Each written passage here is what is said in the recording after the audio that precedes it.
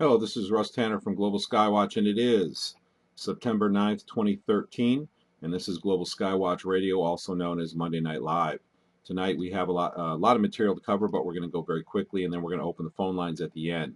If you want to come and visit our official page where you can get all the information, where you can actually watch our live stream, we're going to be showing video clips and having pictures tonight, so being on the live stream will be helpful so you can also see that video. You can get to the live stream by going to this URL.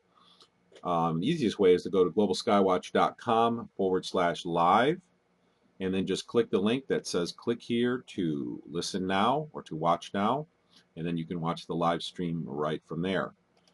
We do this every Monday night at 8:30 Eastern Time, 5:30 Pacific Time, 12:30 a.m., Tuesday morning, London time. So please join us any Monday night that you'd like to hear information that you likely won't hear in other places or in very few other places.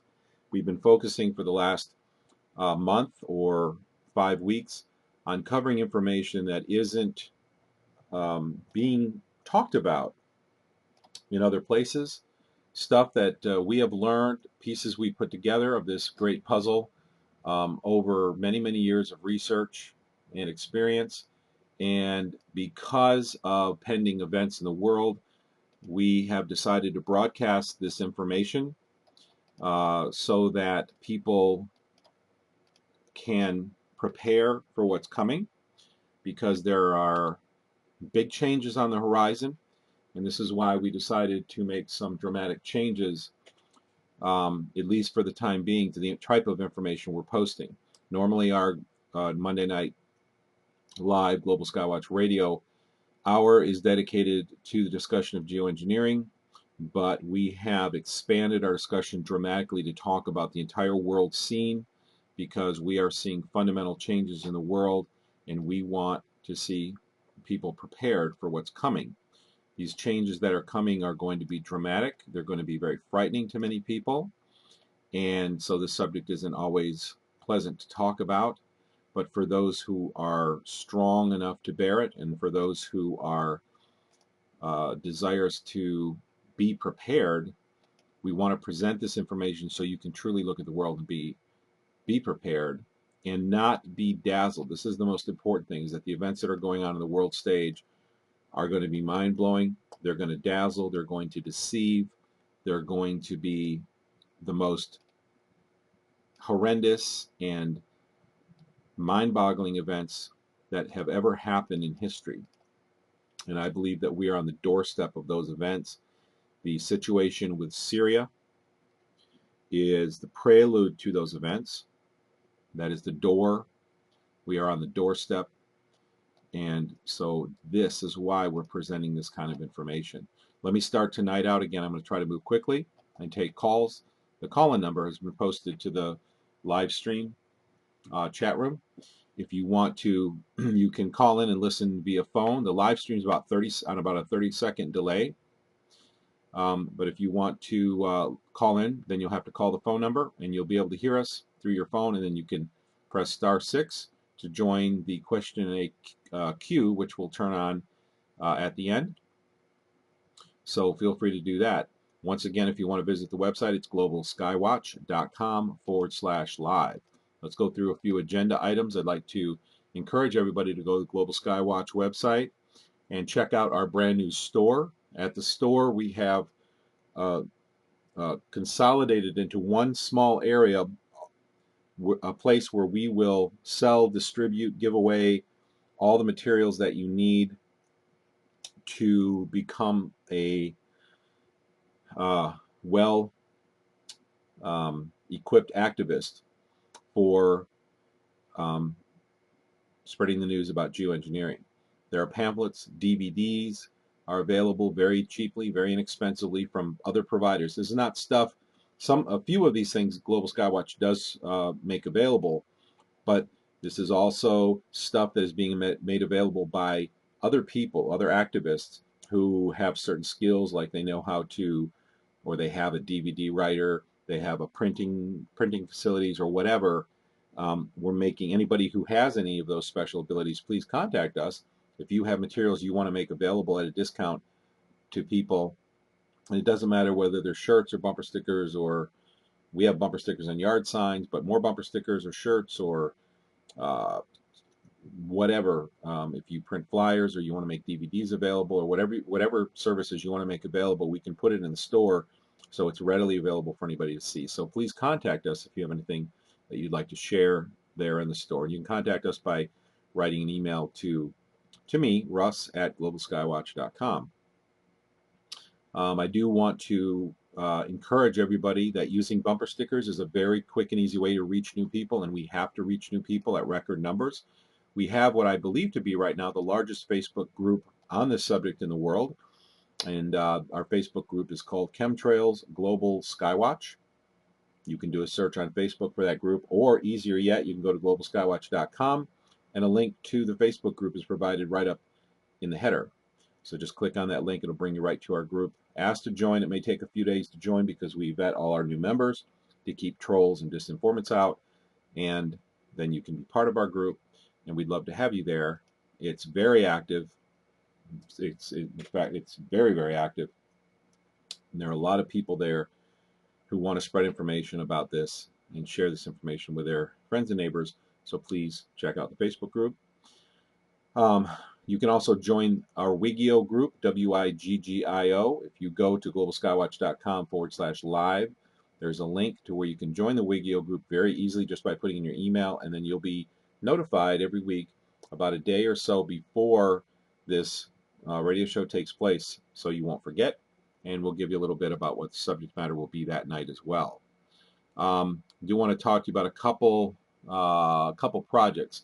I'm going to expand if you're looking at the video right now, we're on the Global Skywatch website. If you go up here in the menu and you click on projects, right here in the center of the menu, we have a list of projects. I want to draw your attention to the 5-step plan. If you go to the 5-step plan page, this is a page that tells you what our purpose is. Our plan is to expose geoengineering, then oppose it, enact it, enforce laws against it, and prevent it from ever happening again. This is the 5-step plan, so please check it out. The other thing I want to draw attention to is the geoengineering project.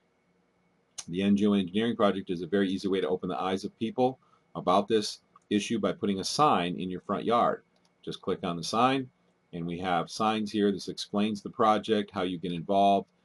We even have a gallery here of people who are displaying these in their front yard, and I'm one of them. In fact, I had it up from the very. In fact, I had a handmade sign up for years before these signs even became available. I went to Home Depot and bought letters and a for sale sign and put a white flexible board to cover up the for sale part and put letters on that said "Stop Spraying Maine." We have a website called StopSprayingMaine.com.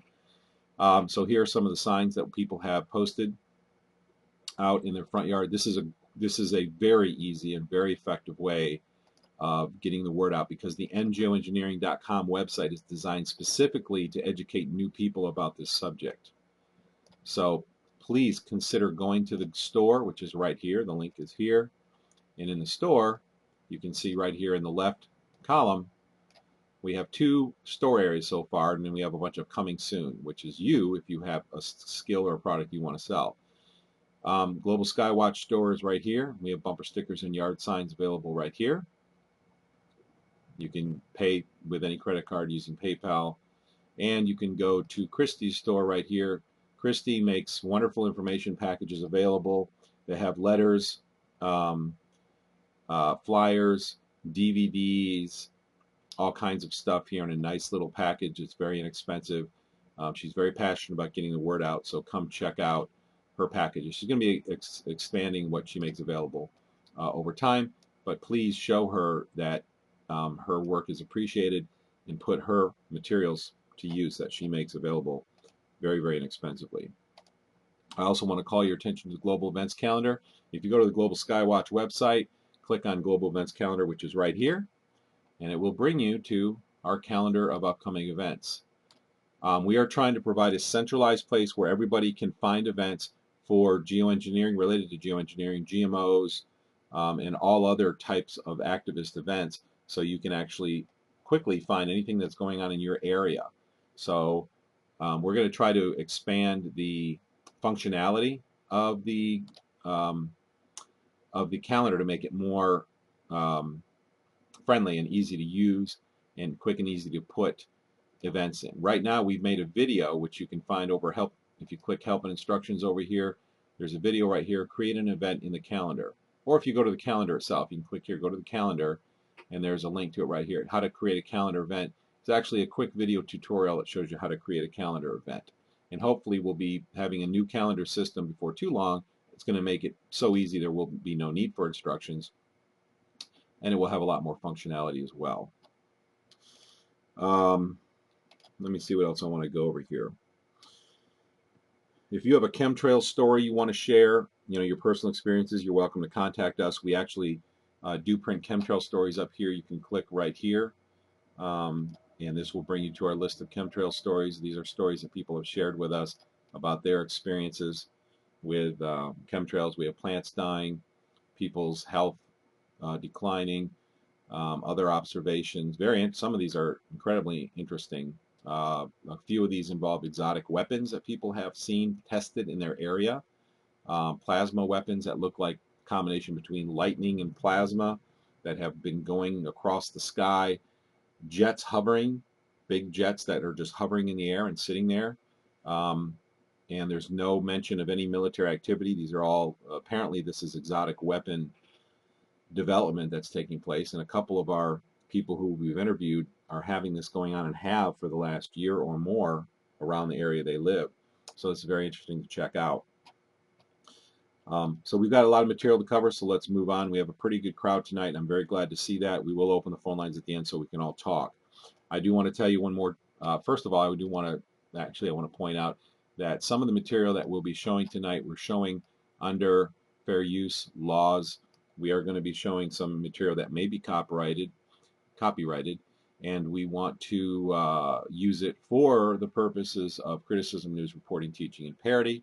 We want to let you know that these fair use laws are being invoked tonight for this video. I do want to say a heartfelt thanks to all the people who are demonstrating. We have people in San Francisco twice a month who are demonstrating.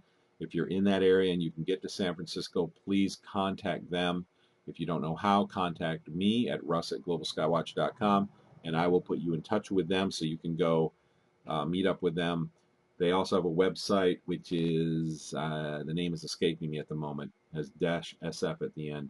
Wish I remembered the website, but just contact me and I'll put you in touch with them. And I also want to point out one last thing. We have a large resource which has not been too heavily used till now, but if you go to our forum, and if you're looking at the live stream, you can click this link right here, which is it's this link, the GS Forum and Community. We have actually an enormous forum complex here that Facebook has stolen most of the traffic from. We still have about between 300 and 400 unique visitors a day, so there's still quite a bit of traffic here.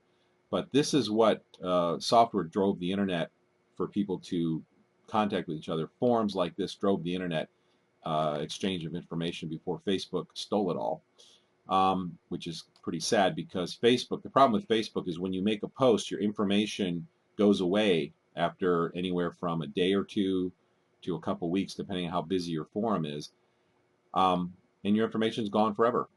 Now they archive it, so they always have access to it, but it's no longer publicly available, and that's very, very unfortunate because on a forum system like this, when you make a post, it's forever available, forever. It never goes away. And the beauty of that is people searching Google can find your answers, your questions, and your content that you've contributed to a forum. Now, the reason I want to bring up this forum here is we do have a section here for two reasons. We have a section here for rain, water, blood, and dust tests, which you can enter your test results here on your own, or if you have trouble or need help, you can just contact me or us, and I will be happy to see that you get your tests up there. And your information, your private information, can be blocked out. We only need a city and state. That's all that we really want to be displayed so that people can look at different test results from different parts of the world. The other section I want to point out here is we have help projects and resources. If you need help with a project, post it here in this forum, and people looking through there who have skills. If you need DVDs burned, if you need certain help types of help with a project, just post it there and hopefully somebody will find you. If you have a skill you want to share, post it here. And hopefully these people posting in this forum will look through the one with people who have skills and vice versa, so you can find each other. But this is a way of bringing people with skills together so you can accomplish your projects. The biggest part of our forum is actually global. It has a section for every continent. You can see there's some activity going on in Arizona, Georgia, Hawaii, Minnesota, Montana, New York, Ohio, North Carolina, Oregon, Texas, Washington, D.C. You've got people who made posts in here, and these are for specific areas. So we make this available, and you can actually have and even manage your own forum area on our complex if you would like to have it. So you can organize your groups. There's no cost for this at all. You can organize groups of people. You can make announcements about your next events. We can create new sub-forums for you. So if you want 5 forums with different subjects for Texas or whatever, you can have it. So you stay nice and organized. If you want a picture gallery, we can easily add one literally in 5 or 10 minutes. And this is all free. We do this all. We pay for the server space and the bandwidth out of our pocket to make this available. We do try to compensate with ads up here at the top of the forum. You'll see some ads at the banner ad at the top and a vertical banner at its side, and that helps pay for our services. Doesn't completely pay for the cost, but we make up the difference out of pocket. We also have Europe, Australia, France, Germany, Bulgaria, England, Greece, Ireland, Italy. You can see quite a bit of activity going on here. We found a bounce back, people becoming discontent with Facebook and realizing some of its downfalls who are coming back to forums. So we've kept this available now for years, and we're going to keep making it available for those people who want to utilize it. So please consider utilizing that if you're coordinating events in your area and you want to have communication. Use that. It's a free service that we provide, and we want you to have everything that you need at your disposal to make your events and your work in this area a success. All right, I want to move right along into our content and then open the phone lines at the end. Like I said at the beginning, we're covering areas outside of chemtrails, outside of geoengineering. We've expanded our scope in the last 4 to 6 weeks because we're entering very interesting times in history. You're going to see things, you are going to see things that have never been seen before in history. We're entering a very intense time in history, and I felt it very heavy on my mind that I should make information available that, as someone who has researched this information since the 80s, I started learning about this stuff in the early 80s and kept researching and reading and putting pieces together, and I have learned that a surprising amount of the population, it's easy to get caught up that when you've studied this stuff for 30 years, you think everybody knows it, and what I've really come to realize is that most people really don't have a big picture. They think they have a big picture, or they have little pieces of it, but they really don't see the big picture. And so I realized that there really is a lot of value in getting this information out there, because most people really have not put all the pieces together, don't really know what this is all about, have ideas, have heard theories, maybe formed opinions, but haven't really gotten a solid base on what the big picture is and what this is all about. So I do encourage you to listen to the last 6 programs, and that they help you put some of these pieces together. And tonight we're possibly going to tie up this series of programs teaching how the world really works, trying to put up pieces together. It's really very simple. The purpose of it is very simple.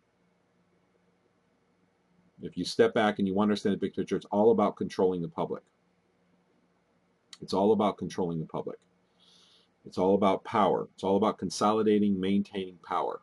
And what they're doing right now is they're consolidating power in the hands of fewer and fewer people, which is why they're using drones and robots and computerized systems and surveillance, because you're able to consolidate power into the hands of fewer and fewer people. Because when you have a large conspiracy like this, and this is a global conspiracy, it's people working together at various levels, and most of the people, the vast majority of people who are involved in this conspiracy, who are supporting it, whether they're in the military or police force or in various areas of government, are compartmentalized to the point where they don't even realize that they're part of it. The little widget that they're creating, manufacturing, supporting, distributing, whatever they're doing with their little part of it, they don't really understand the big picture. They're compartmentalized, and they don't know that they're contributing to the whole system. And information like this helps you put all this stuff together so that you can see the big picture. The most important thing is that you're prepared for the future. The future is coming upon us very, very quickly. These future events that are going to blow the minds of many people. So let's get started. What I want to do is show you, talk about Syria real quick. We have World War III is on our doorstep, and we have, let me show you this web page.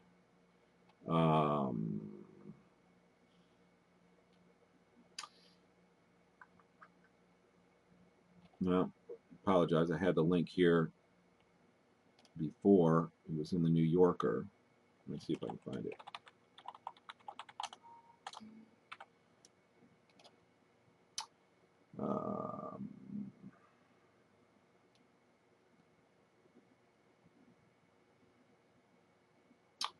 Okay, well, I don't have that link here apparently. I'm not sure where it went. That's all right. Basically, the New Yorker had an article where it shows, oh, you know what? Here it is. I have it up already. That's why I don't have the link, because I had it here. All right, here we go. If you're looking at the live stream, check out this page from the New Yorker website. G20 ends abruptly as Obama calls Putin a name. And this article goes on to say, hopes for positive G20 summit crumble today as President Obama blurted to Russia's Vladimir Putin at a joint press conference. Everyone thinks he's a blah. The press corps appeared stunned by the uncharacteristic outburst, and on and on and on. What is going on here with Syria? What is this stuff where we have this spat between the President of the United States, who is often marketed as the most powerful man in the world, who's really just a puppet of the most powerful people in the world, and Putin, who is just another puppet of the most powerful people in the world. The 3 world wars were written about in the elite's literature many decades ago.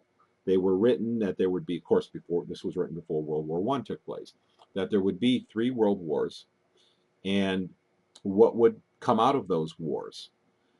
And more information came through the course of the 20th century as whistleblowers came out and more of this literature became publicly available. And I am going to show you the big picture, and I will tell you what this is all about. This is all about chaos. Is what is happening is we've had, if we look back through history, a series of world kingdoms. You have the Medo-Persian Empire, the Grecian Empire, the Roman Empire. You've had these great empires that have ruled large portions of the world, and we're entering upon right now the last empire.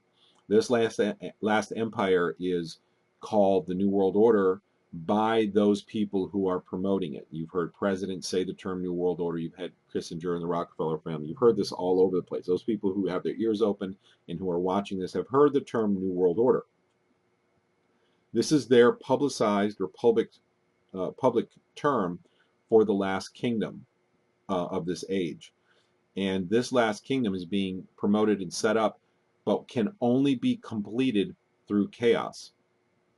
What they have said in their own literature is that they will create a time of great chaos, and out of that great chaos will be born the phoenix, which is really what the original symbol for America was intended to be. You know, we have the eagle. If you look at early drawings and you look back to the literature of the occultists who actually were, and I'm going to get in this in a minute. This is very fascinating information because you'll find out that many of your presidents were into this mystery schools religion. And I'm going to actually be showing you some information and playing for you some quotes that show you their role in not only this mystery schools religion, but also that they actually were instrumental in designing and implementing the Great Seal of the United States that appears on the $1 bill. A lot of people don't understand what this is. We've been told all kinds of interesting stuff about it, and what does e pluribus unum mean, and annuit coeptis, what does this all mean? And some of you have learned about this through some of the teachings of some of the people who have been exposing this. But what I haven't heard anybody talk about is the president's role, some of the older president's role in this. And this is really interesting. But getting back to World War III, you have this situation here where Obama is gaining credibility because really what they want to do is they want to create chaos through this world war, and out of this chaos they're gonna become very, very oppressive, and they're going to do it for your own safety. At least that's going to be the story. They're going to do it for security. They're going to pass laws. They're going to have martial laws. There's going to be curfews, and because communication is going to be taken over and limited, either heavily firewalled or brought down completely for a period of time, the government will be able to go house to house, and there won't be, because there will be no communication mechanism for the people, then people can't band together and resist the confiscation of firearms, and they will not be able to resist the confiscation of people. And this is, if you think I'm kidding, this is what happened in Leningrad. There was something on the order of 25% of the population disappeared over a short period of time as government officials went house to house and took dissidents, intellectuals, outspoken persons, and they were never heard from or seen again.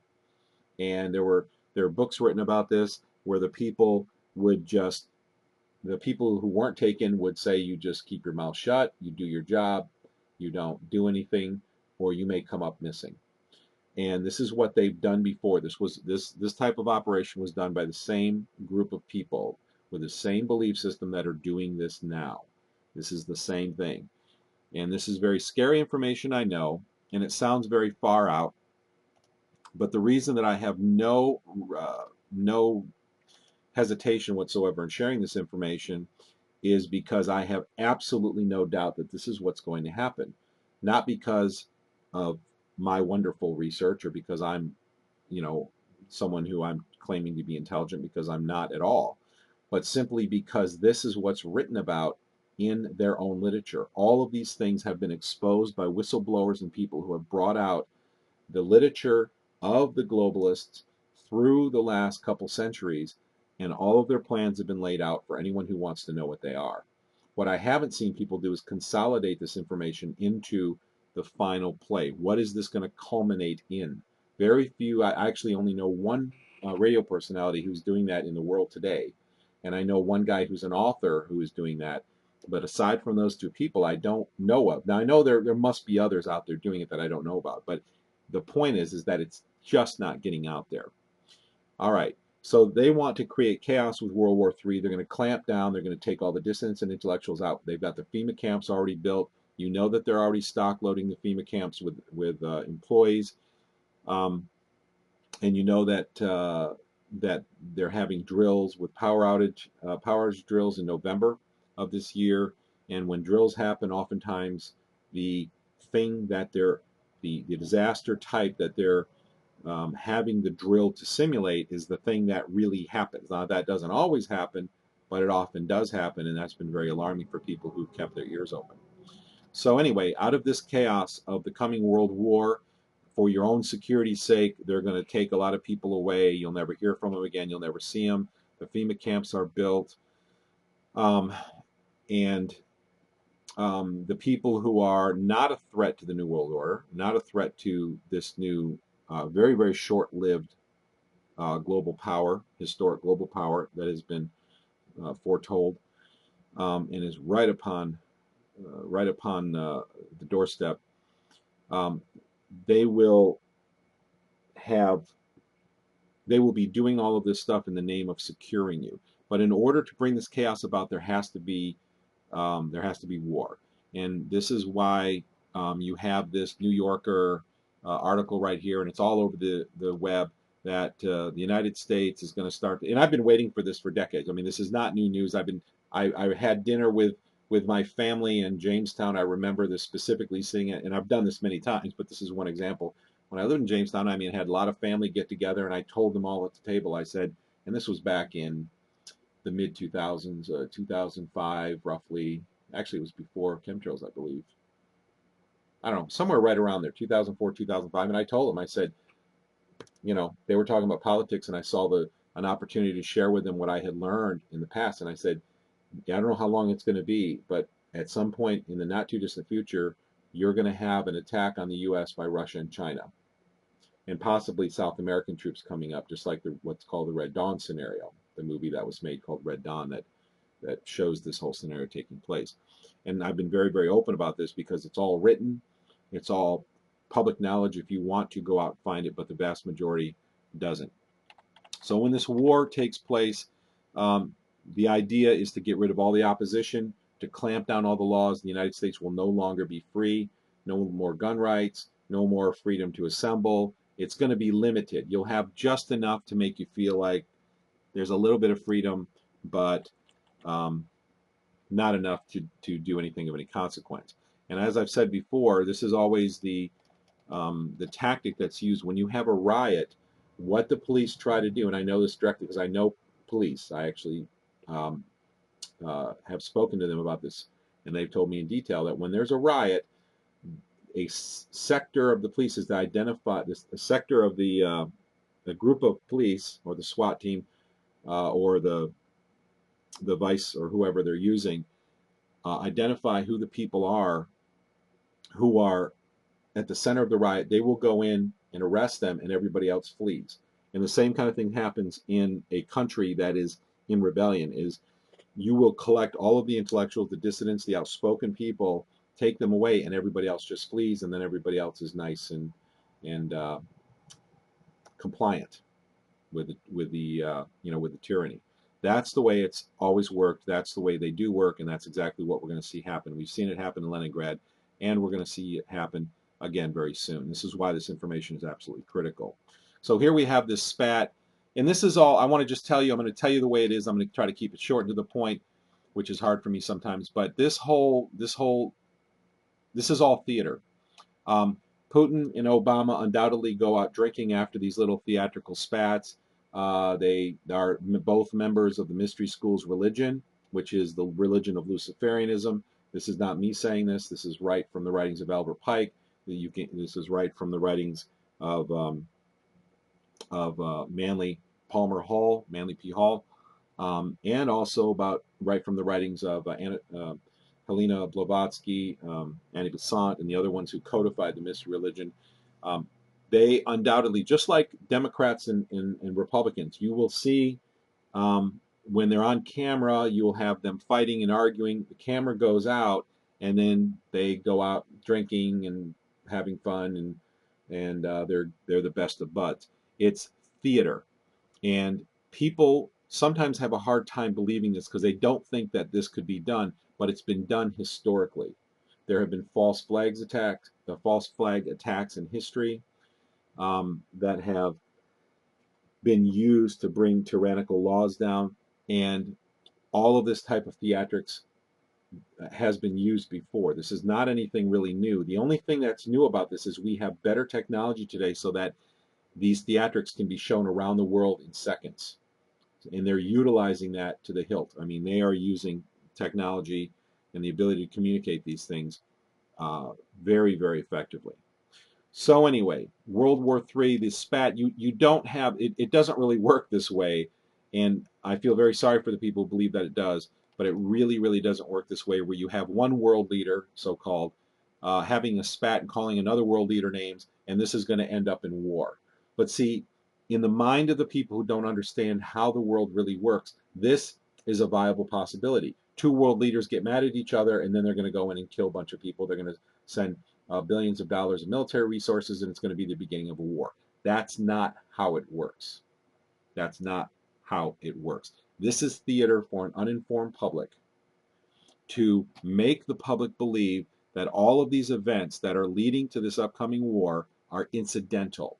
One of the most important secrets, and I'm going to tell you this right now, and this is, if you research this out, you will find it to be absolutely true. If you really want to know, and I really hope you do. But the bottom line is that the bankers control every country in the world already. It's already done.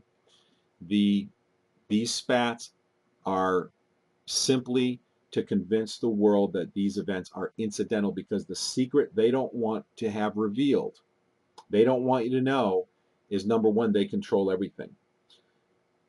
They control virtually everything. They control most of the world's major corporations are owned and controlled through Class A stock ownership by the United States. Most of the international corporations are owned by the United States government. This is This is documented. I mean, again, this sounds, if you have a conventional worldview, this stuff I'm saying sounds ridiculous. And I get it, but it's not because the information is ridiculous. It's what's ridiculous is your existing worldview. Your existing worldview is a candy-coated cartoon that was given to you in school, in your schooling, to make you think the world works a certain way. But once you understand that it's much bigger than that, then you realize that your existing worldview is ridiculous, and this stuff is really the way that it works. They don't want you to understand that they control all the nations already, and they control um, all of the large corporations. Now, the United States government, through subsidies and layered holdings, control virtually all of the international corporations. And this is documented in a video, in a documentary called, it's a 3 hour long documentary plus, called The Corporation Nation. You, one of the things that blows my mind more than anything is that people don't take the time to watch these videos. This is 3 hours of your life, and it documents through the comprehensive annual financial reports, the CAFRs. It documents the hierarchical structure of the United States and how it controls the very corporations that it claims to regulate. It's a lie. What is a lie is that they're really regulating corporations. They have the illusion of regulating, but they're really controlling it. And who controls the United States? The Federal Reserve bankers, ultimately through their economic control mechanisms, which is why you've seen threats in Congress before the bailout.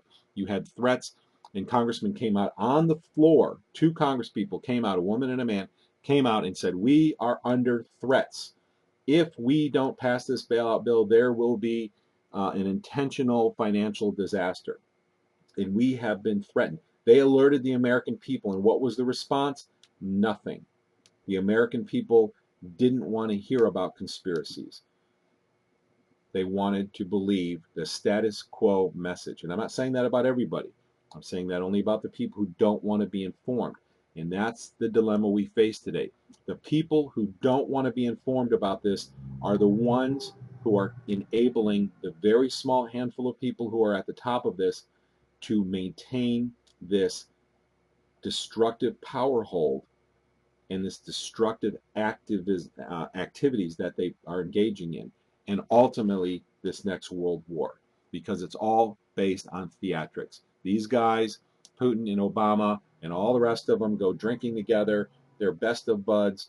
They're all part of the same religion, the mystery schools religion, and they're doing all this for theatrics to draw us in to a war and make sure that you, or rather not you because you're the choir, you're the people who know better, but the people who aren't listening, who aren't paying attention, who aren't researching, that this is all incidental.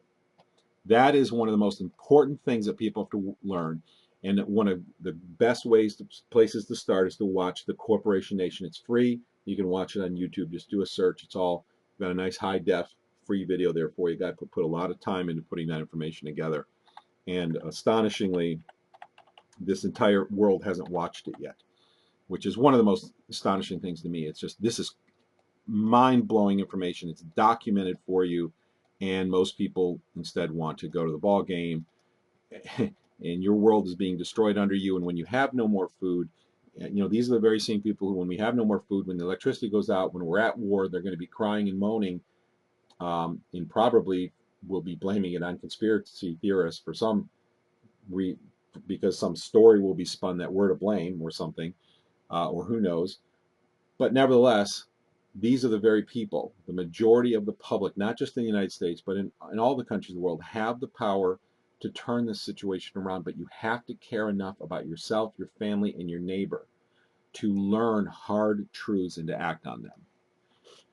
So anyway, the Corporation Nation, this is all theater. You've got two guys spatting each other, calling each other names. It's just ridiculous theater to convince you that these are incidental events. All right, let me move forward very quickly. I've spent enough time on that. Spying on the public. I went over this last week. Spying on the public. Let me just share this story with you real quick. Listen. Once again, common sense is being reported in the mainstream media as breaking news, this time about the NSA, the National Spying Agency's ability to crack and decode and view any encrypted email. any encrypted communication, any encrypted file, including your banking and medical records. Okay, there you have it.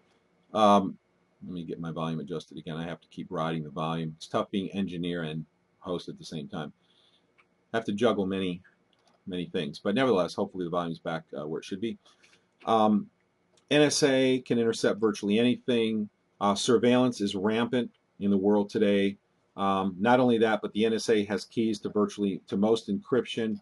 Operating systems going back to Windows 95 actually have keys in there named NSA key, which, why would they name it NSA key? Well, they have an excuse and they have a cover story to try to explain it away, but boy, what a coincidence that the NSA has the keys to all internet encryption. We have this. This has come out this is National Public Radio, which does have some good information, but it also has a good amount of bad information mixed in, a lot of false information, which is really what disinformation is. It's mostly good, but just enough bad to pass the agenda that the controllers of the information want to pass. That's the way that it works. Anyway, so here we have, they can have the keys to most decryption. Why do they do this? I covered this last week. The reason is because they want to take out the dissidents. Remember I said just a minute ago that during the period of chaos, what they want to do is take out dissidents, and they want to remove people who are in the way, to who are opposing, blocking, publicly resisting this new corrupt government, this last government that will only last a short period of time. Excuse me. They don't want those people around, so they will take them out. Well, how do they know who those people are? Well, you survey the people. You have to have massive surveillance. You have to be able to identify these people and know who the ones who are a real threat, because you want to take out as few people as possible, because if you take out too many, you might rile up the public, and the public really has the power. And if the public got riled up enough, they could push back and make this whole thing fall apart quite easily if everybody got involved. That is the problem, though, is getting everybody involved. So they want to take out as few people as possible, but make sure they take out everyone who they have to remove in order to get rid of the vast majority of opposition. They will probably leave a little bit of opposition, or they will form, or they already have, their own opposition. A lot of the opposition, or at least some of the opposition groups we see around today, are actually controlled by the same people. And these are called controlled opposition. And this goes right back to what Rockefeller said about winning any contest. He said, I believe this came from his book Memoirs, is that the way to win any contest is to control both sides. And so that's what you do, is you start by moving forward with your agenda, and then you form the opposition groups that object to your agenda, and that way you can make it look like there's a real battle, but in the long run, the good people always lose and the bad people win. And that's how you do it. You control both sides. And that's, a lot of people wonder, like, what's going on with the environmental organizations? Why aren't they screaming about chemtrails these days? Why aren't they up in arms? Because they're controlled opposition. They are there to make the public feel like, to emotionally disarm the public and make them feel like we're doing everything that we can. Why is the American Cancer Society in existence when we have cancer cures, or things that are very, very close to cures, like DCA and Laetrile and all of these other things that have been shown to reverse cancer better than anything else we have, that are just dramatic, and the pharmaceutical companies completely ignore them? Why is that? Because cancer is huge business.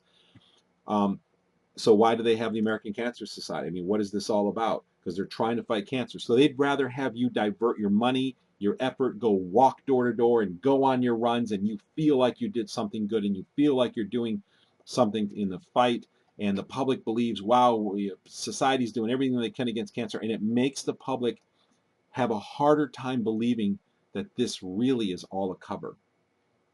It's really all a cover, because you're controlling both sides of the dialogue. You're controlling those who are promoting cancer, obviously, because everybody who's done any research kind of has a bad taste in the mouth about pharmaceutical industry. They've been really underhanded and dirty in a lot of ways. But if the pharmaceutical companies control the other side of the argument, then they can keep these ideas out of the public's mind, out of the public's they can keep the public thinking that that society in general is doing everything they can in these fights while they slowly lose the battle. And in the meantime, the pharmaceutical companies become rich. This is called controlled opposition. This has been going on for many decades. This has been used throughout history. It's a business tactic. Um, it's the way the world really works. If you want to learn more, there's an article on one of our websites called orbisvitae.com. Look across the videos at the very top. There's one called Understanding Controlled Opposition um, and Controlled Regulation and Social Counterbalances. And what controlled opposition is what I just showed you. It's when you control both sides of a contest. Controlled regulation is when you control the industry that regulates you. So, for instance, the meat industry controls the USDA. The pharmaceutical industry controls the FDA.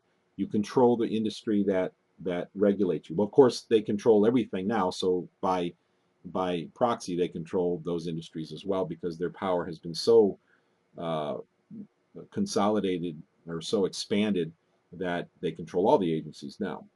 And finally, controlled social counterbalancing is when you have your people, and these are people, and don't be offended by what I'm saying because one day you're going to find out this is true, but you have people in media, especially kind of like,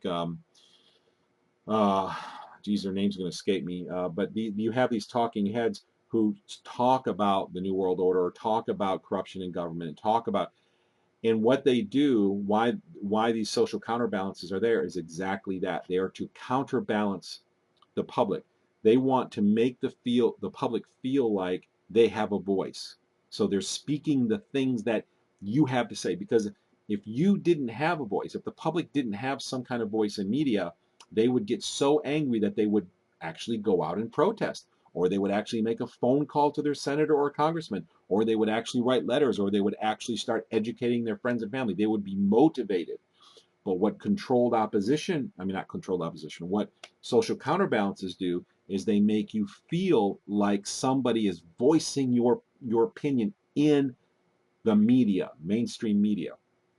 And therefore, it defuels you. It takes away your anger. It gives you a vent so that you are not motivated. It demotivates the public. It makes you not call your congressman, not write letters, not educate the public, not go on marches or protests or do anything that might be effective or put together lawsuits. And that's exactly the point, is to make sure you do nothing. Because as long as the majority of public does nothing, then they win. And so until people understand controlled opposition, controlled regulation, and social counterbalances, we have no hope of getting anywhere.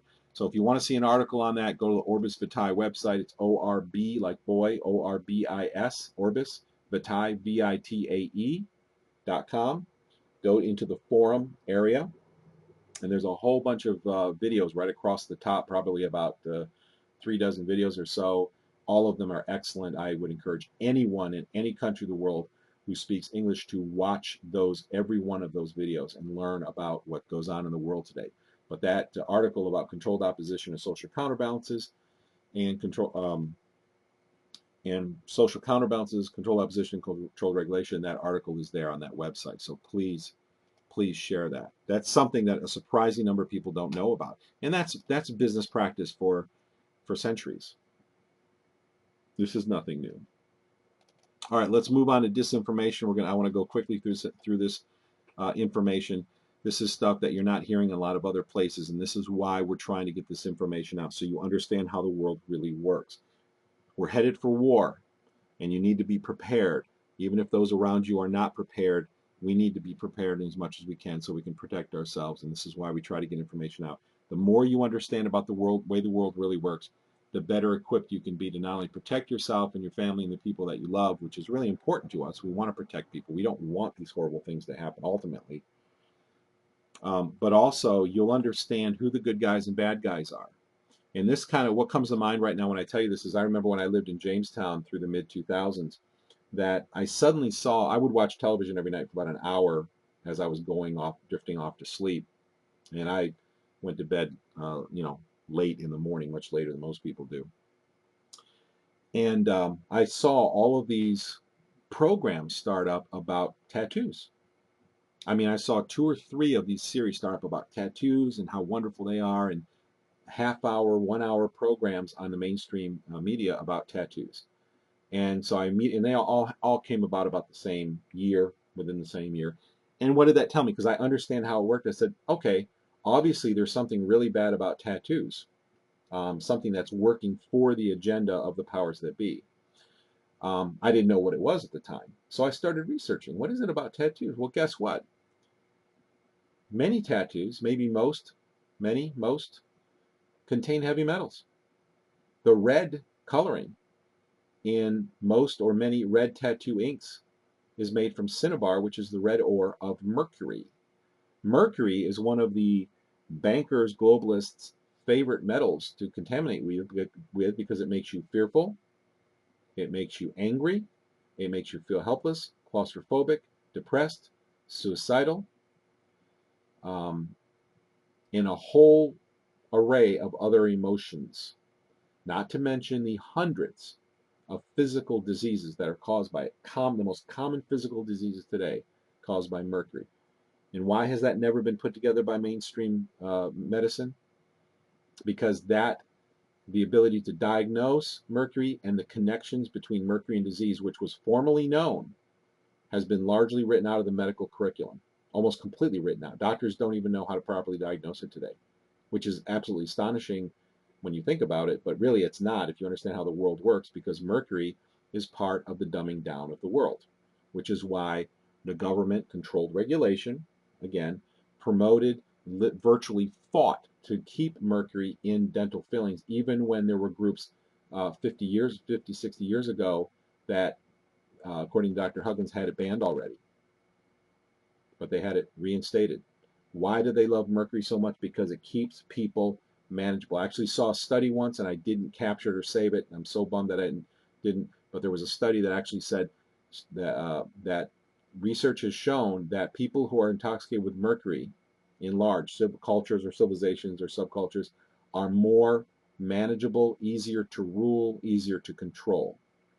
And that's absolutely true because it puts you in fear. And a fear-based group of people are much easier to control. I call mercury the fear drug. It can make you enraged. It can affect your blood sugar. It affects the way your brain works. It tears apart the tubulin and actin, which is the insulator around the nerves in your brain, and leaves your brain looking exactly like an Alzheimer's brain. It's part of the dumbing down and the fear induction of the people so that the so-called powers that be can control people. And this was also exposed by Dr. David Ayub in one of the best lectures I've ever seen. It's just a 90-minute lecture, which every parent needs to watch on the Orbis Vitae website. Go to the same ORBISVITAE.com, click to enter the forum, and look for the depopulation video. It's one of the first 5 videos at the top of that page. And it's Dr. David Ayub giving a 90-minute lecture, and it's astonishing. It will show you.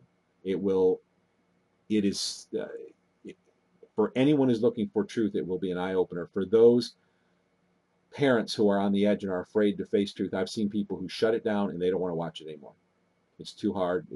Because it shows you the corruption that the FDA has, the Institutes of Medicine, the National Institutes of Health have done everything they can do to promote mercury. Why? Because they're controlled regulation.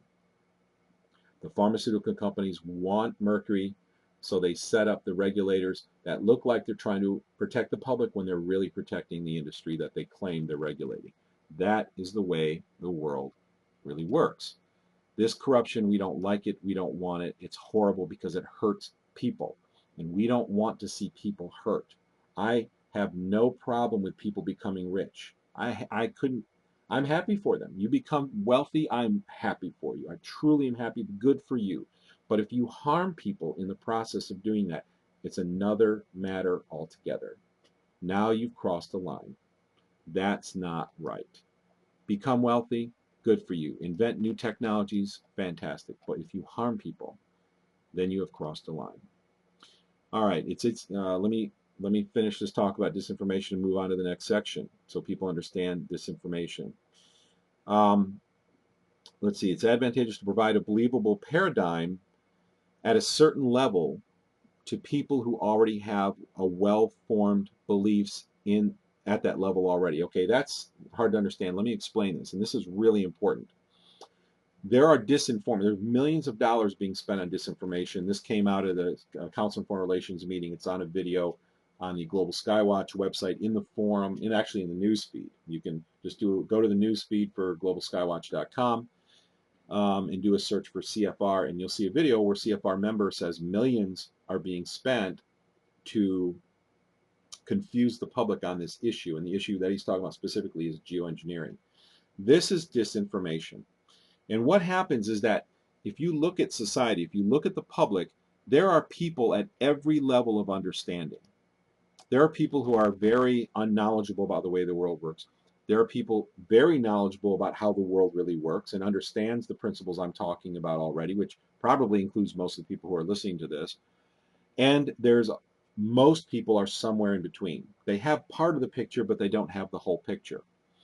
Well, the people who want to control everything realize that what you have to do to maintain control is you have to capture and maintain, you have to capture and control the dialogue at every level of understanding. You have to control the very ignorant people, you have to control the very well-informed people, and you have to control everyone in between. How do they do this? They create different stories that satisfy, and not just stories, but they create a whole system of disinformation that meets people at every level and satisfies their current worldview and keeps them there. Why is it important to keep them there? Because this is the way it works. When you start becoming informed, when you start seeking truth, one truth leads to another, which leads to another, which leads to another. And if you viewed this like an onion, and the farther you get in towards the core of the onion, the closer you're getting to truth, let's say, is that you might start on the outside of this onion, and you have a very conventional worldview that you learned in high school, let's say. Well, you do a little bit of research and you find out that the American Dental Association is corrupt and was receiving, according to Dr. Hal Huggins, $50 million a year from the patents on amalgam fillings through a large corporation that held the patent on it. Okay, this was the ADA of Chicago. This is, you can look this up online, it's all documented. It's actually documented on the Orbis Vitae website in the Mercury Amalgam Forum. We actually have the article and the information there about the ADA patent on amalgam fillings. And according to Dr. Huggins, they were, before the patent ran out, about $50 million a year. And of course, you know, when the globalist bankers are pushing for control of the whole world, when they're maintaining their control, they want to profit in the meantime. So why not patent it and profit from it, which is what they do. Anyway, so when you're on the outside of the onion and you may find out that the FDA, let's say, or the ADA was corrupt about amalgam, your worldview changes a little bit and you kind of get into the first layer of the onion. You're like, wow, there's some corruption in government. Some of these, you know, the industries have influence on the regulators. So that's your worldview at that level. Now, what the globalists want you to do is they don't want you to go to the next level of the onion. They want you to maintain that worldview and not go to the next level, because then you will find deeper corruption yet. And they don't want you to progress. They want to make you get stuck at a particular layer. And so they will set up and promote, they will produce and promote disinformation that promotes the idea that that these regulatory agencies are influenced by industry. And so you'll see in newspaper lots of articles that come out that allude to that or even expose it. And that works in their favor also, because it gives the newspapers credibility as well, because look, the press is doing its job. The press is exposing this corruption. So the press gets credibility, and the press is all already owned and controlled. Mainstream media is all completely all owned and controlled by the mystery schools, banker globalists. But they'll put out stories that will support that worldview. Okay, well, there's going to be some real persistent people for some reason or another, because they have extra drive and passion. they will go to the next layer of the onion, and they'll discover that there's actually, it's not just that these regulatory agencies are being influenced by industry, but there are regulatory agencies that have industry people sitting on their boards and in positions of authority. Well, okay, if you get to that next layer of the onion and you make that discovery, well, they don't want you to jump to the next layer of the onion. So newspapers, articles, organizations that are controlled opposition will print and disperse information that supports that worldview, that these regulatory agencies are so corrupt they actually have people sitting on their boards from the industry. And they'll support that. And that gives credibility to the controlled opposition organization that's distributing that information. And it gives credibility to the media outlets, the controlled media outlets that are distributing that information. And it helps to stick you at that level. Well, let's say, okay, so some people will get stuck at that level, but a smaller percentage of passionate people will progress to the next level and continue researching and find out that these regulatory agencies actually are completely controlled and were even formed by the industry that they're supposed to regulate. Okay, so now you're at another deeper layer of the onion. What does the establishment want to do? What does the globalists, what do they want to do? They don't want you to progress to the next layer of the onion. So they will again produce information, and their controlled regulation organizations that are at that level. There are controlled, not regulated, controlled opposition organizations that are operating at that level will produce literature to support that belief. And that helps keep people from jumping from that level to the next level in the onion. You know, so at every layer of this onion, fewer and fewer people are able to progress to the next lower layer because there's all of this information coming out that supports their worldview. And at every belief system, the globalists have set up controlled opposition organizations that promote the idea that supports the belief system in that layer of the onion. And they push it real hard. So people at that layer say, that's it, I've got the truth. You know, yes, if you're at layer 2, then yes, I believe there's an undue amount of influence from industry on these regulators. And that's a very popular belief. And as you go further and further in towards the core of the onion, which they don't ever want you to get to, they don't want you to find out what's at the core, because then you have the Wizard of Oz experience, which I'll tell you about in a minute. You don't want to get to the core. They don't want you to get to the core because you find out something they really don't want you to know. And we'll talk about that in a minute. So they try to stick people at every layer, and that's why fewer and fewer people exist at every deeper layer in the onion. And this is why mainstream media, which is completely controlled by the globalists, associates paranoia and fear with conspiracy theorists. The world is absolutely replete with conspiracies. The governments of the world have all been taken over. They're all involved in a conspiracy. They're all controlled. They have done this throughout history with much of the world through the kingdoms, and a lot of it was done through a lot of bloodshed. There were conspiracies throughout history. So why is it so hard for the general public today to accept this? Because of social pressure. Because the mainstream media news puts out this information over and over and over again that associates paranoia with conspiracy, people who believe in conspiracies. And that in somebody's mind says, gee, I don't want to talk about this at work because they're going to say I'm paranoid. You know, and it works. It is amazingly effective, especially when somebody's mercury toxic. If you're not mercury toxic, you end up being a much stronger person. It's astonishing the difference in personality that mercury will cause you. And having met a lot of people who are mercury toxic and have recovered, you see the change. You see them going from defeated people, from apologetic people, uh, victimized people with a mentality of being powerless and hopeless, to being people who stand up and make a difference, and people watch and listen. They become leaders because they lose their fear. They lose the mercury.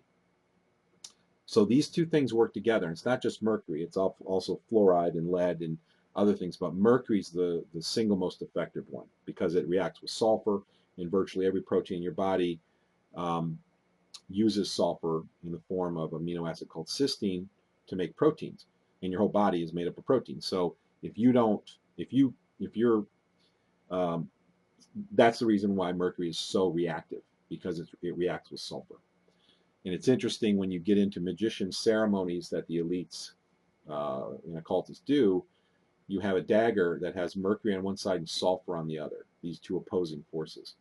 And it's just interesting that you have the gods, and this all ties in. This is all fascinating study because this rabbit hole goes really deep. You have, the god Mercury, who, Horus, who uh, defeats communication, is a prankster, kind of a madman in a way, which is what Mercury does. It drives you mad, which is the term Mad Hatter came from. Mad Hatter were hatters. The felt that was used in hat production was cured with mercury vapor. And the hatters would be exposed to this, and they would start acting strange. They would become mad or crazy, or and this is what it does. It can make you very hyper as well, because it interferes with everything. But it changes your brain chemistry. It changes your GABA. It interferes with GABA, which is a neuroregulator. But anyway, that's why mercury is their favorite drug. There's other ones. There's fluoride. Is they love fluoride too. They love lead. They love anything that'll make you sick. But mercury is extremely effective, and that's why you see it defended everywhere you go. They've kept it in vaccines. They have not taken it out of most vaccines, even though they claim to have. It's coming out that they have not, which I've been saying for years. Um, this is why they started promoting tattoos. I was talking a minute ago about when I saw the sudden promotion of tattoos in the media, I knew that there must be something wrong with tattoos. That supports their agenda. Why are there 3 shows being created in the last 12 months that promote and glorify the usage of tattoos? Well, now we know that there's cobalt, and there's uh, different heavy metals, and the red can contain cinnabar, which is the ore of mercury, and all of these things that slowly cause disease over time, and they dumb you down, they lower your IQ. And so these are very much in the globalist favor. So it makes sense. Of course they would promote that. Of course they would promote that. Yes, there are tattoo inks today that are much safer. They don't have the heavy metals in them. I haven't studied those inks specifically to see what gives them their color. That would be a very interesting study to make sure that they're really safe. So I'm not saying all tattoos are toxic. There are conscientious tattoo artists who have switched to safe inks. So my personal feeling is, don't get a tattoo, because you really don't know. It's going to come out 5 or 10 years ago that even the safe ones are not safe, probably. But if you must, just make sure they're not using metals in the ink. Make darn sure. I know people who don't have amalgam fillings, haven't had vaccines, and have all of these mercury symptoms. Guess what they have? They have red tattoos. This is very common. All right, so let's continue about disinformation and move on to our next section here. I want to get through this and open up the lines. So this is the thing I covered, where I wanted to let you know that at every layer of the onion, the powers that be want to keep you at that layer, so they create disinformation, controlled opposition organizations, and they do everything they can to keep you stuck at that layer, to support that worldview. And one of the worldviews, for instance, and this is a very shallow worldview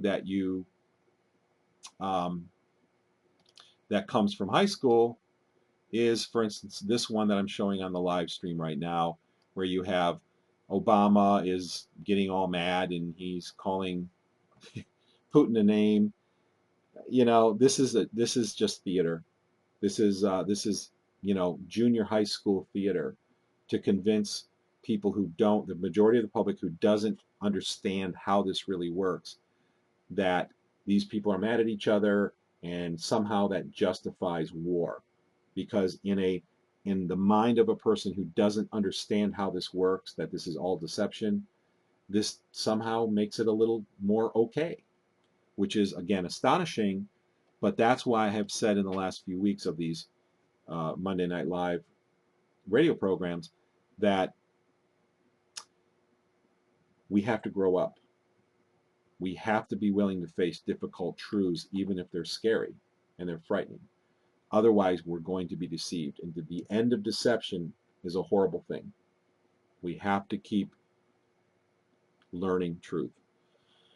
So we have to flesh out all of these lies and deception that are set up kind of like landmines. I view these things as landmines to try to make it harder for people to progress in their understanding of what's really going on in the world. All right, so let me see. For example, if you believe the so-called wars in the past several years are about oil, then it's useful to support the worldview and then use it to steer deeper perceptions. That's a whole other area. I won't get into that right now, but there's a belief that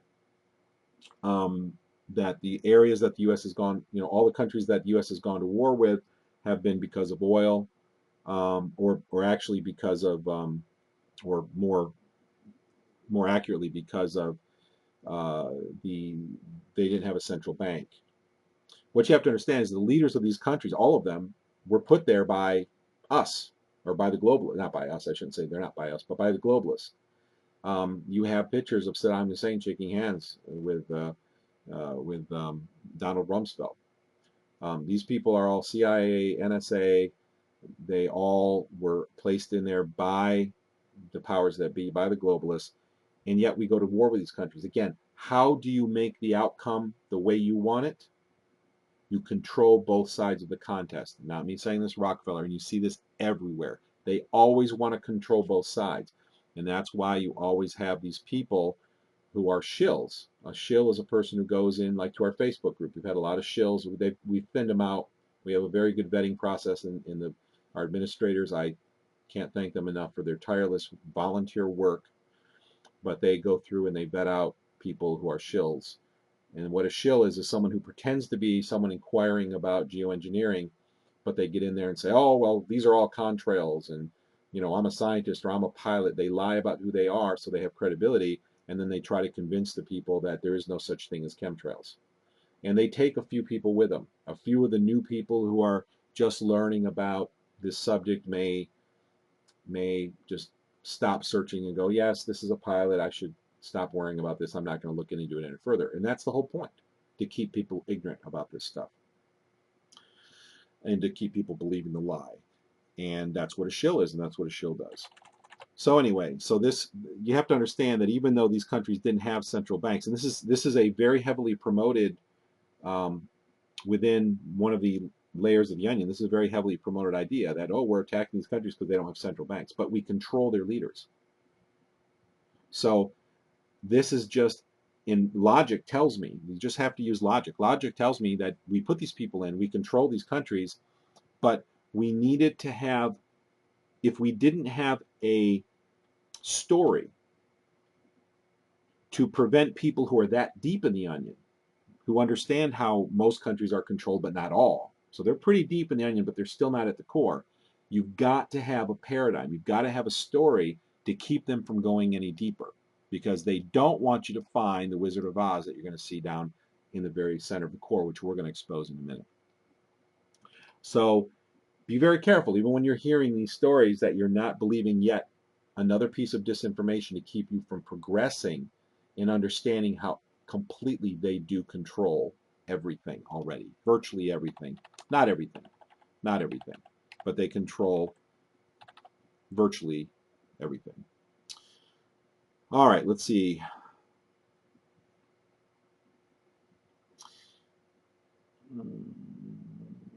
As another example, if you already believe that vaccines are harmful. Yeah, here's another example. If you believe that vaccines are harmful, let's say you're still in the outer layers of the onion, and you believe that vaccines are harmful, but you don't really believe in a conspiracy to put poisons in vaccines. And we know that there's formaldehyde and there's other toxins. Mercury, even if it's not in there as thimerosal, it's still in the some of the vaccines because it's used in the production process. Plus, there's other poisons in there too, which is ridiculous. And of course, aluminum. An aluminum is an immune suppressant. Why on earth would you have anything to do with an aluminum? They say, oh, it's an adjuvant for the vaccine. It stimulates an immune reaction. Yeah, but it destroys your immune system. Not a very good adjuvant. You know, what maybe we should be using maitake and shiitake or reishi mushroom extracts, which are scientifically known to dramatically stimulate the immune system. I use this all the time, and it's fantastic. I had a sore throat this morning because we got absolutely plastered with chemtrails along with everybody else across the world, because our Facebook group was just flying with pictures of people who were just being bombed with chemtrails. I had a sore throat when I woke up. A few hours later, it was gone. Why? Because, and I have done this countless times over the last couple of years since they started the swamp water chemtrail type, which is the type that causes sore throats and eventually leads to fever symptoms, full-fledged fever symptoms, is I take reishi and shiitake mushroom extract, and within a couple hours, the sore throat is gone. Just gone. Incredible immune stimulant. Why aren't we using those? Because it's not profitable for the pharmaceutical industry, which is controlled by the globalists, by a very small handful of people. So anyway, I won't get in. I've covered disinformation. People need to understand how the layers of the onion work, and they try to prevent your progression because they don't want you understanding anything deeper. And they know that a certain group of people already understand. They're pretty far down in the onion, and they have a lot of understanding about these things. They don't want you to go further. So they will control, this is another thing people have to understand, is part of the method of gaining your confidence is they will even expose new information you didn't know. They will become a source of conspiratorial information. And this stuff keeps you busy, keeps you distracted, keeps you mounted at that level in the onion, keeps you established in that level of the onion, so you won't progress further.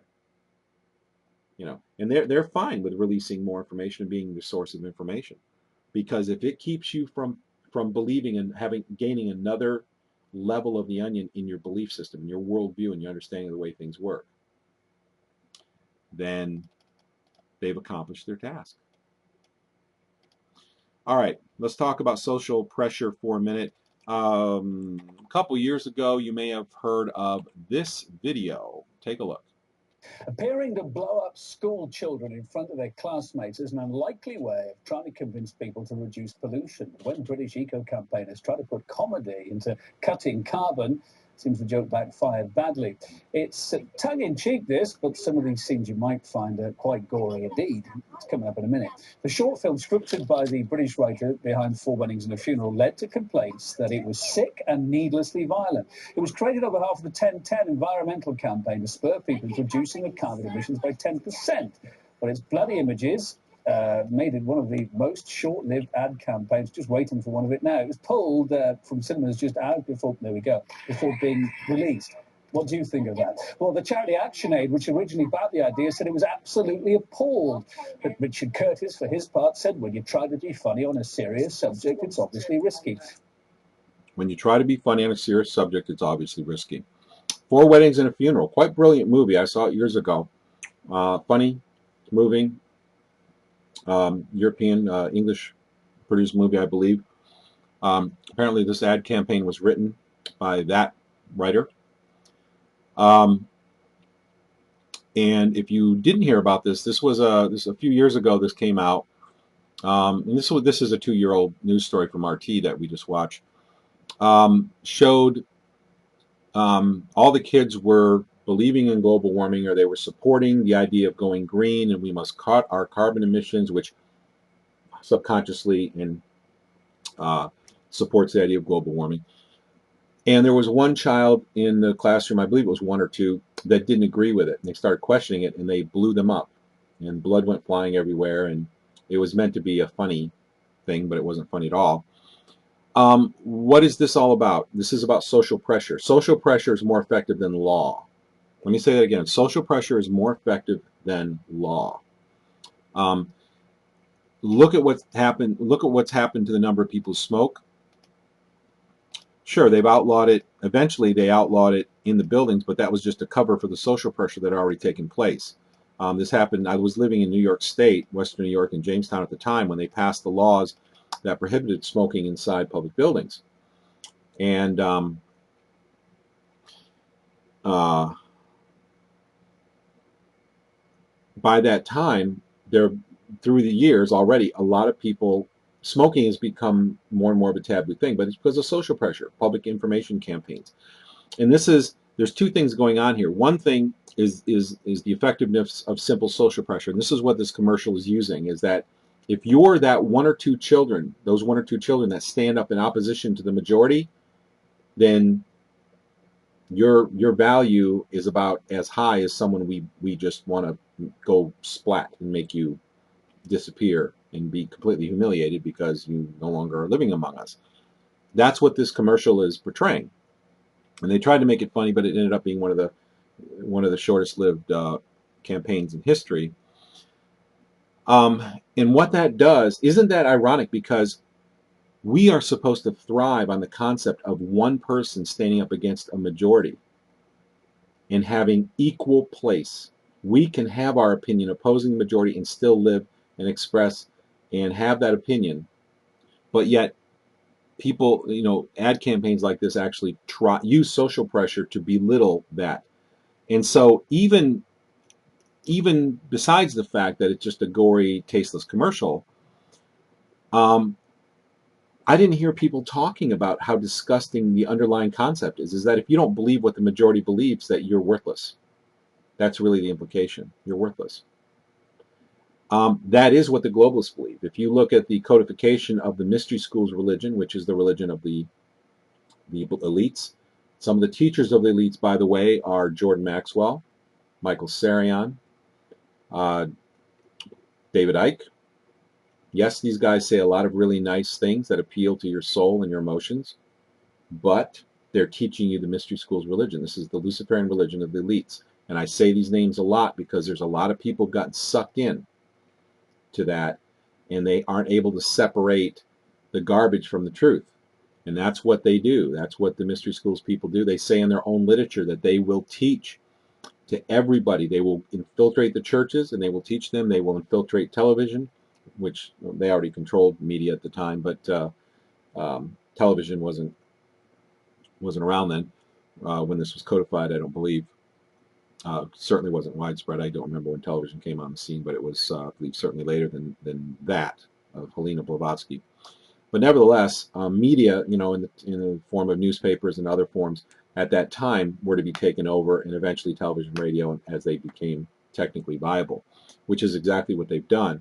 And so on Saturday morning cartoons, you see the promotion of the mystery schools religion, and we'll talk about what that is in a minute.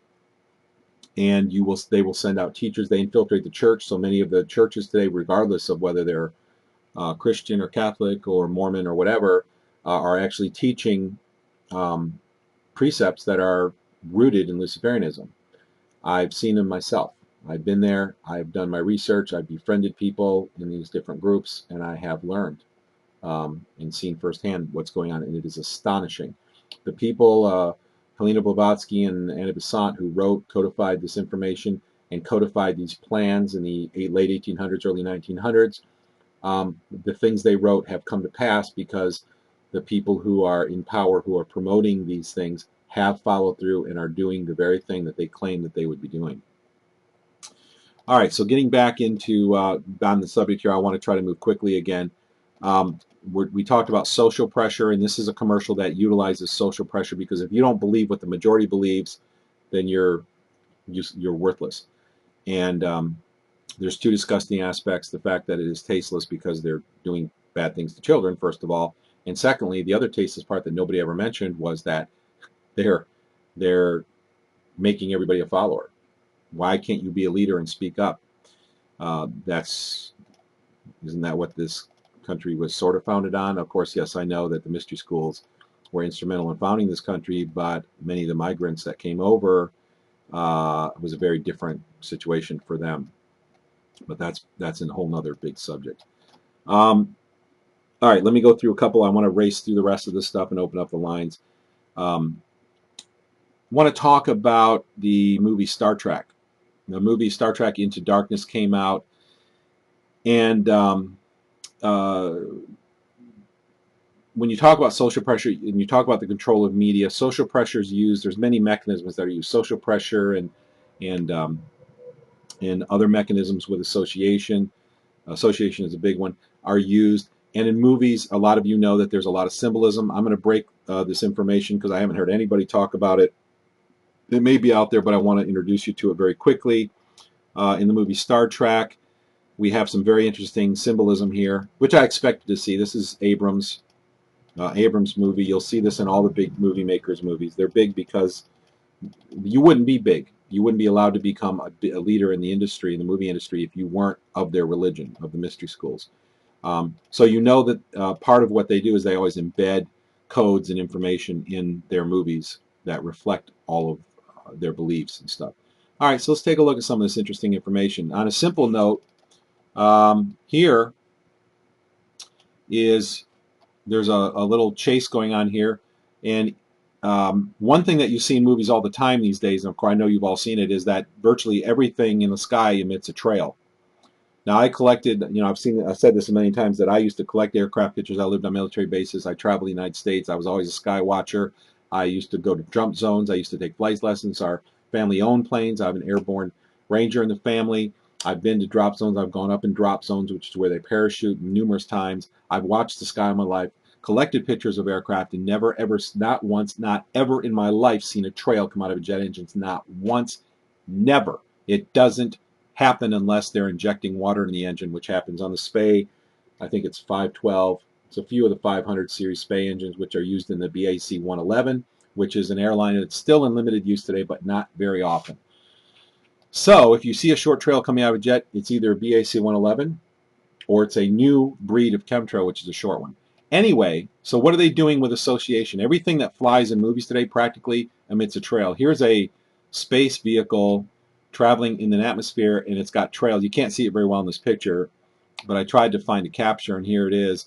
And there's a trail. There's a trail coming out of it. Let me show you another. Let me see if I have another one here. Yeah, you can see it a little better in this one. It's emitting a trail. Don't be fooled. This is a mountain range in front of the trail. It may look like smoke because it's blurry, but it's not. When you actually see the clip, you can see the smoke coming out of the engine. And in fact, it's coming out of the other one too, if you can see that here. And finally, here's a ceremony at the end of the movie to honor the one of the stars, Christopher Pike. And he actually appeared at the beginning of 1966 in the Star Trek series. But look what's in the sky when they do a flyover. Okay, this takes place at 22 something in the future, so a few hundred years, a couple hundred years in the future. What do we see here? Every one of these super modern vehicles emitting trails. And of course, if you look at modern cartoons, I mean, virtually all the planes in the sky emit trails. Modern music videos, Saturday morning cartoons, the new movie, animated movie Planes from Disney, they're all emitting trails. Why? Association. Their normalization really would be more accurate for this, is that they're associating planes with trails, but they're normalizing them. Because in the past they've been extremely rare, now they want to show them in movies so that when you go outside, you're not as startled. You don't notice them as much because you just think of them as normal. And of course, we know that school children are being taught that this is real. Let's go through some interesting symbolism in the Star Trek movie real quick.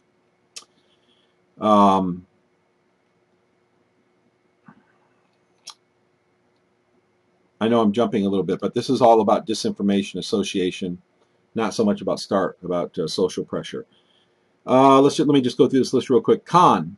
In the new Star Trek movie, you have a character, Khan, who makes a reemergence. Khan is a genetically modified human being. He's a GMP, he's a genetically modified person.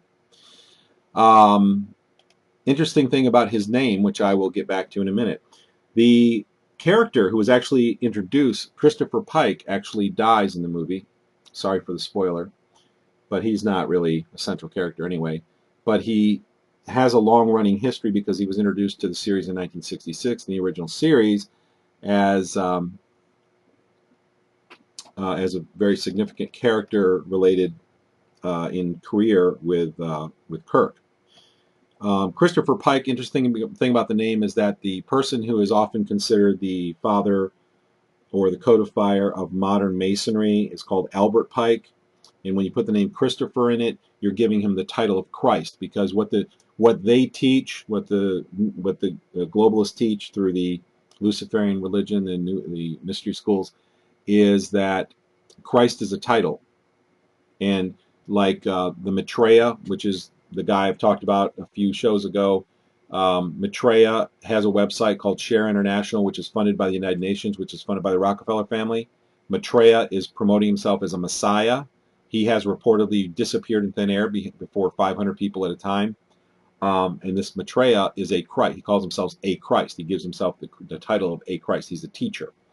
And so when you call the head character Christopher Pike, even though what you're doing is you're setting up association. Pike is the name of Albert Pike. You want to deify this person in his death, because Albert Pike died a long time ago, obviously. But you're giving him the Christ title. So it's interesting that that name was picked even back in '66, because Gene Roddenberry is also wrapped up, who is the creator of the Star Trek series, the original series, is tied up in all of this belief system as well. So Christopher Pike is killed. Christ is the title of deification, which is what they try to promote. The five-pointed star is a symbol of the deification of mankind. You see that everywhere. That's what they try to do, is they say, you are God. That's part of the religious promotion of the mystery schools. And that makes it very appealing to your pride. It makes it very appealing as a belief system. But that's not the truth. It's not that this gets very into a lot of spirituality here, but they teach that because they want to remove conventional religious beliefs. I'll just kind of generalize it by saying that, because things like books like the Bible actually expose who they are. So they want to do everything they can to remove the Bible from media, from anybody's mind. So they redefine terms. That's one of the first things you do when you're trying to change history or trying to change a belief system, is you redefine the words.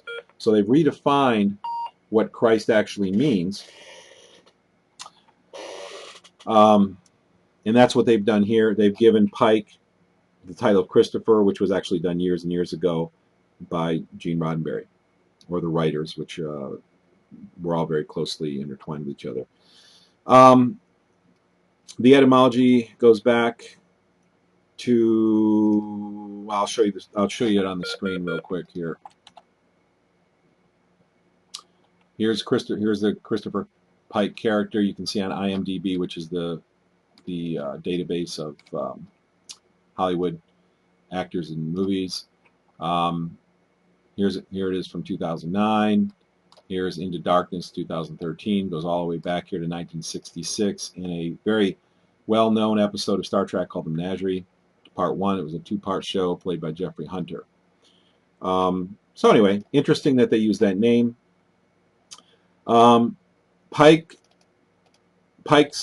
shipmates. All right, let's talk about, there were cryotubes. I'm going to go through this real quickly, because if you haven't seen the movie, you're not going to be able to relate to this. But there were 72 preserved bodies. 72 is a very significant, very significant number in the mystery schools. There are 72 god or demigods painted on the roof of the Capitol building, on the dome, around the dome. These are the demigods that are believed to be, it's actually, their religion is divided into layers. It depends on who you're talking to, what you believe, and you're taught more as you go up, and you learn the things you believe before weren't true, which is really amazing. It's kind of like you're being lied to, and the more you progress, the less you're lied to, but you're still lied to. But nevertheless, 72 is a significant number. Now, why were there 72 people who were the shipmates of Khan, the main character, who were preserved in these cryotubes? Because these were the demigods, and this was what exactly Khan was. Khan and his people were GMO people. They were genetically modified persons, which is what a demigod is. So it's very interesting. I mean, is this really a coincidence that they picked 72? So you have 72 deities painted around the rim of the dome on the Capitol building, because that is all based on the mystery school's religion of the 72 demigods. And again, that's a whole nother thing.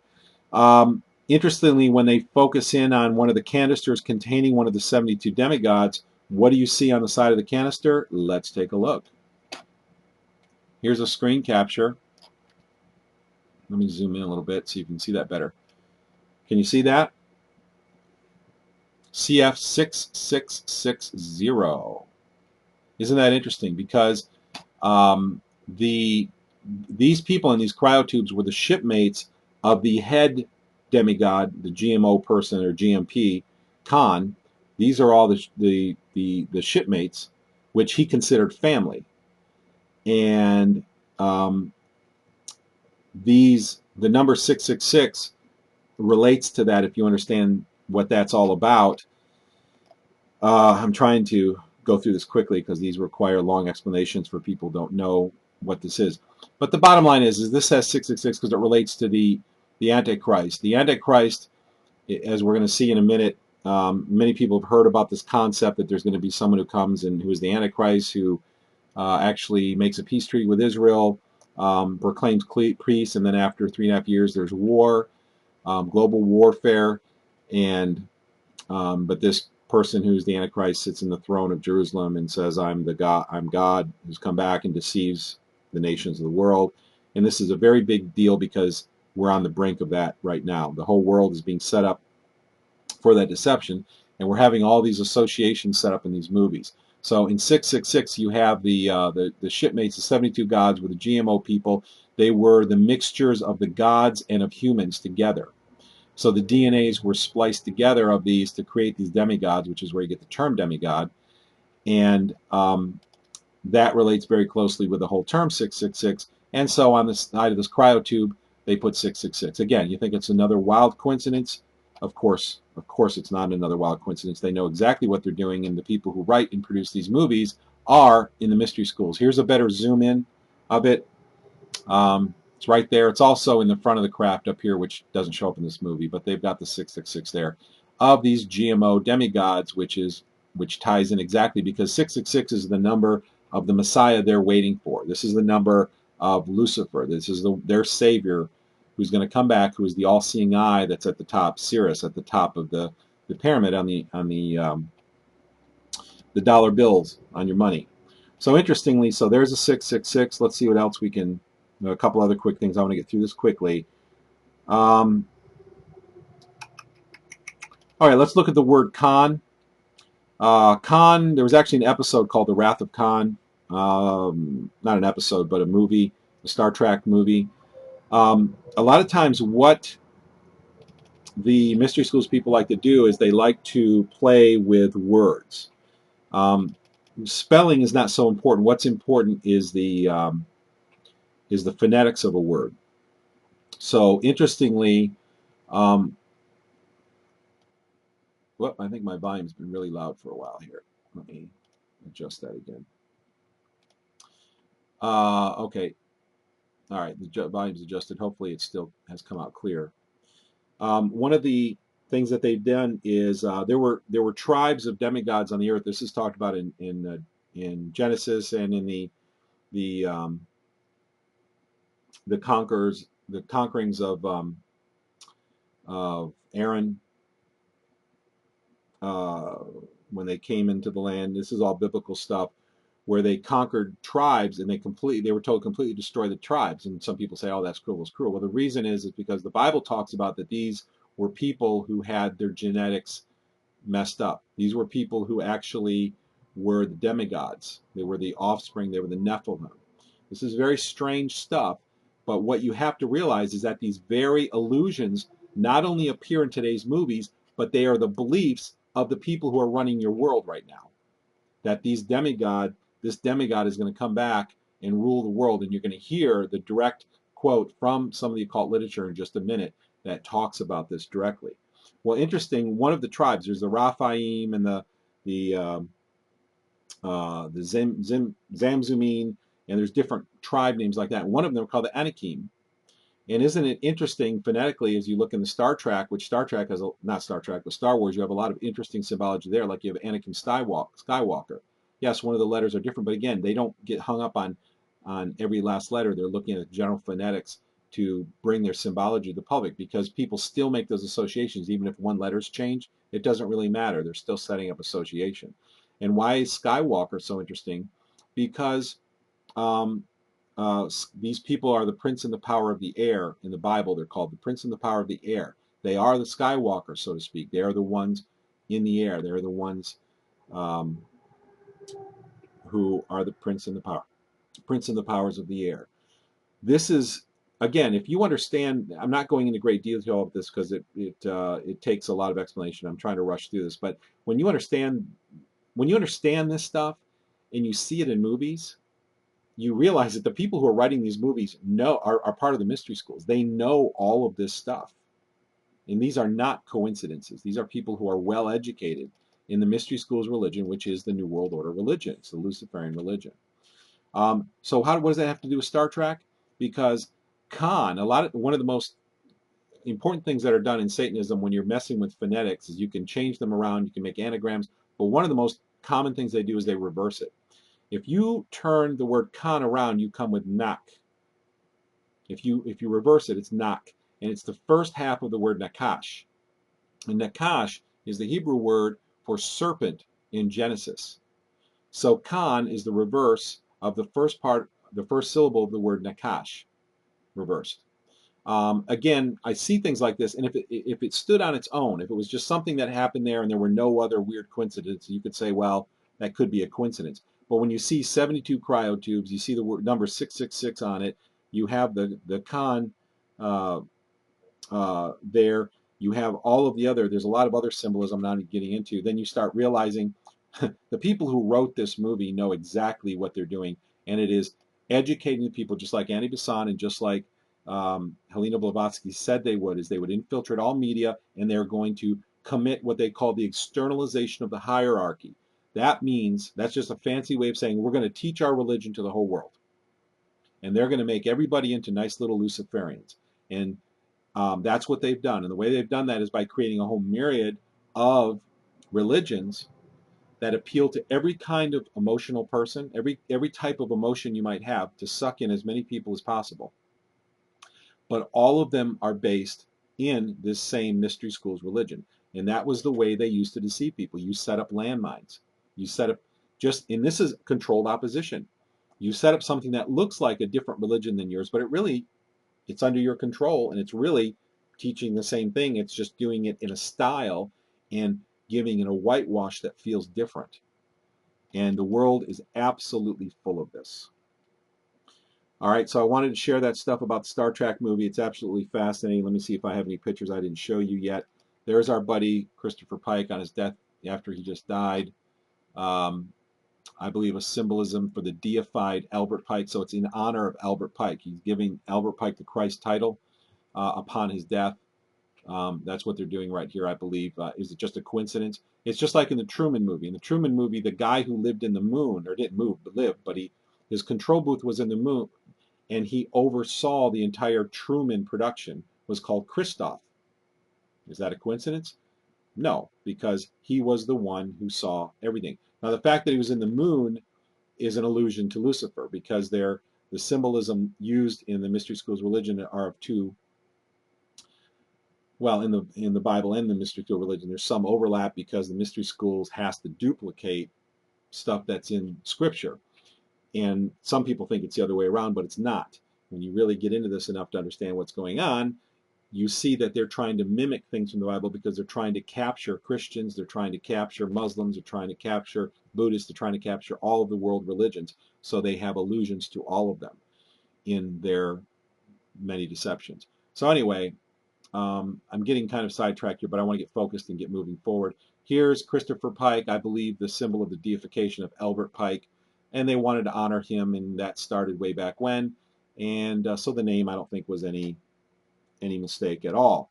There are many messages that they try to spread in the movies, and they do this in colleges. While they do it everywhere in mainstream media, is they try to make people who have some religion as being if you get captured in a religion, that's fine. It's like trapping you in the many layers of the onion. If you're someone who's going to be religious, then they want to make sure you end up in one of their religions. But if you're not going to end up in a religion, that's just fine with them too. They don't really care, because any of these situations will suit them fine as long as you don't believe in Yahweh. That is the one person they don't want you to believe in, because Yahweh in the book of Revelation, Daniel, and Ezekiel actually calls out the mystery schools religion for what it really is. And this is why you've had people like, what's her name, who was the host on the, I've talked about her before, but calling the Bible the most dangerous book in the world and all this stuff in mainstream media. Why do these people do this? Is because they want to get people away from it, because they don't even want you to look at it. Because when you start looking at it, you start seeing that it calls out who these people are. And so this picture right here is you have this very primitive primitive civilization here, and the guys from the Enterprise are running away from them, and they throw this scroll up on a tree, and it stops this primitive civilization, and they start bowing down to it like it's a religious symbol. And the association that's made there is, what is it? It's very simple. It's what they do. If you understand what the messages they want to portray, you see these everywhere. They're everywhere. Is that religion is antiquated, old, and it's for primitive people who are unintelligent and don't know anything. That's the message that they want to share. But if you're someone who's going to be inclined to be religious, then they're going to give you, and they already have provided, a whole slew of religions for you to choose from to appeal to every sort of personality type. So here in the movie, you see this structure, this scroll that was thrown up in a tree. The guys running away from these primitive warriors are up ahead on this trail, and these people stop in their tracks and they're starting to bow down and worship this scroll. Again, they're spreading that message that, you know, religion is antiquated, it's for primitive, unintelligent people. Another quick thing in the Star Trek movie is the thing that started the whole process of the search for this for the lead character, the GMO guy, the genetically modified person, Khan, was an act of terrorism in the archive building. And again, isn't it interesting that terrorism pervades everything? They want to teach us that you've got to be afraid of terrorists. They're everywhere. There's always going to be people doing this. It doesn't matter if you're in year 2250, there's still going to be terrorists. So here we have an explosion taking place under the archive building. Here's another picture. So teaching you to be afraid of terrorism as usual. All right, so that's the Star Trek thing. Let's move past that. We've learned about social pressure. Let's talk about Bill Gates for a second. Everybody knows that Bill Gates has just gone off the deep end. He's promoting GMOs. He's part of one of the funders of the Seed Vault in Sweden. He is promoting vaccines everywhere, which are sterilizing people. He says the world is overpopulated. What happened to him? Years ago, let me tell you, this all makes sense. This is, when you put the pieces together, you can draw kind of a picture of what we think happened. Is Bill Gates became very powerful and very rich. The same kind of thing happened with Aaron Russo. He ran for government. He's the founder of Restore the Republic. He ran for government in Chicago. He ran for governor, I believe. And he was approached by one of the Rockefeller brothers, became friends with him, and suddenly started getting some information about the future, including that 9/11 was going to happen. Stunning interview between Alex Jones and Aaron Russo. Must watch. Go to orbisvitae.com and search for the Aaron Russo interview, or go on YouTube and look for it. Amazing interview. But what happened with Bill Gates? He becomes very powerful, very rich. After a few years, he gets threatened by the U.S. government. They're going to take his, because of monopoly. Of course, he's had a monopoly all along. He still has a monopoly in a sense. In fact, they're trying to make more of a monopoly now because they're trying to make motherboards that will only run Windows. They're putting chips on the motherboards, or they're getting ready to. So the monopoly is going to be complete, and I'm telling you that to show you that it's all just a farce. The whole thing about the monopoly was really there was something else going on underneath. And you have to look for these little indicators when you're trying to figure out what's going on.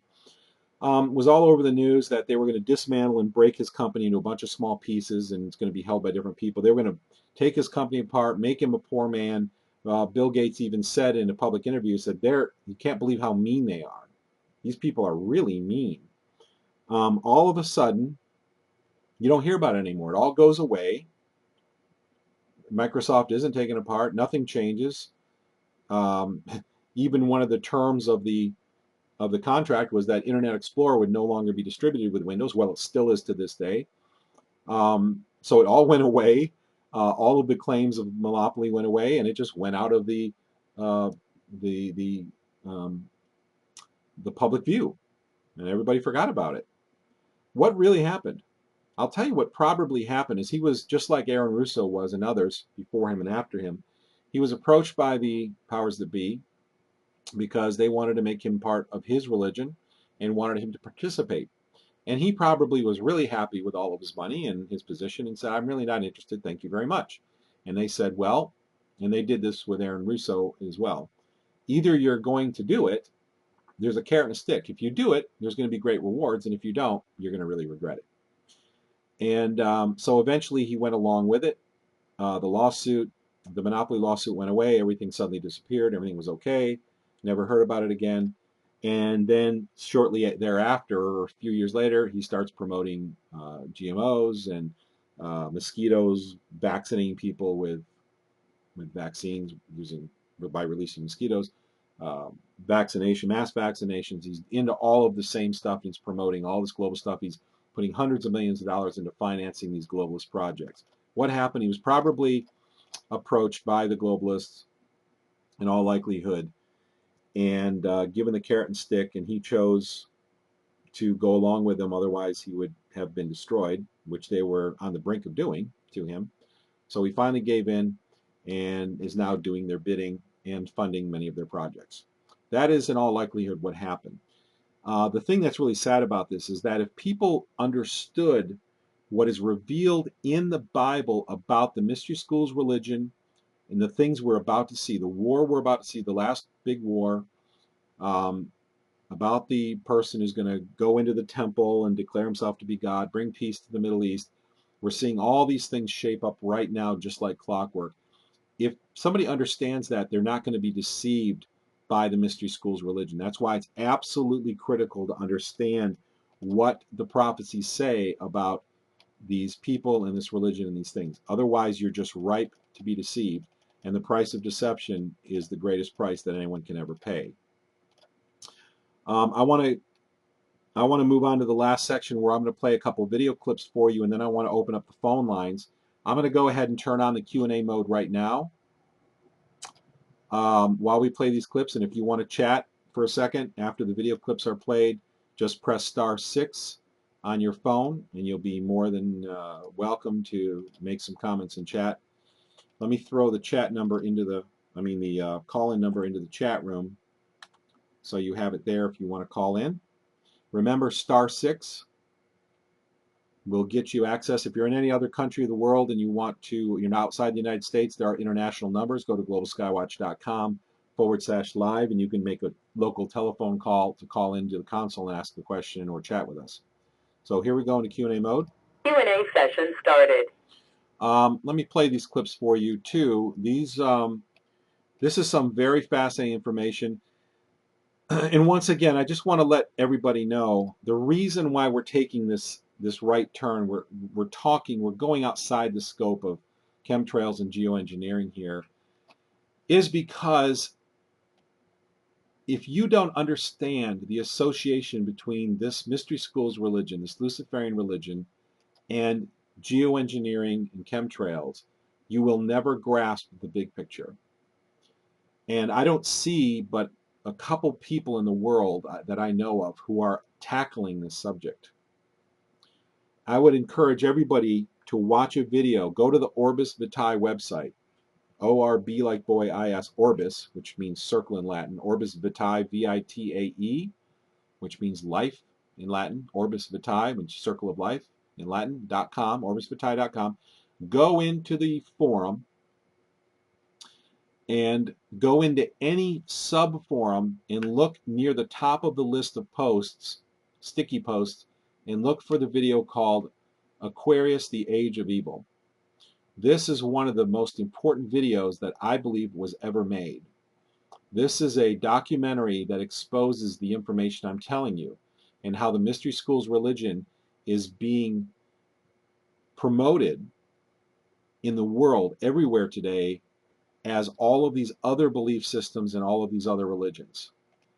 I really hope that you'll take the time and watch this incredible documentary by Keith Thompson, who did a great job of tying this information together. Very few places am I finding people who are setting up these associations between the mystery schools and what's going on in the world today on a mass scale. And this is why I felt very, very compelled to share this information, even though it seems like it's unassociated with geoengineering. It's not. This geoengineering is all about this. And let me play these clips for you here. Let me pull this up, and then we'll take any callers who want to call in. Yeah, give me a sec to pull this up here.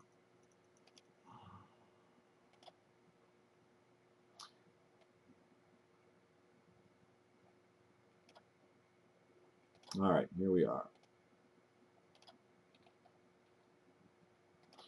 All right, we're going to start in here at one thing that I want to show you in this video. This documents something that's real important for me to get across to people, is that this power structure goes to the very top. And if you were patient enough to hang in there through this whole program, and most of you were, I can see that we've got a pretty good crowd, and most of you have hung with us, which is very encouraging. I appreciate that. I'm going to show you the documentation right now that shows you that this goes all the way up to the presidents of the United States. So listen to this clip. It's a little bit long, but please listen carefully. I'm going to adjust the volume so it comes through real clearly on the live stream. Here we go. It illustrates you.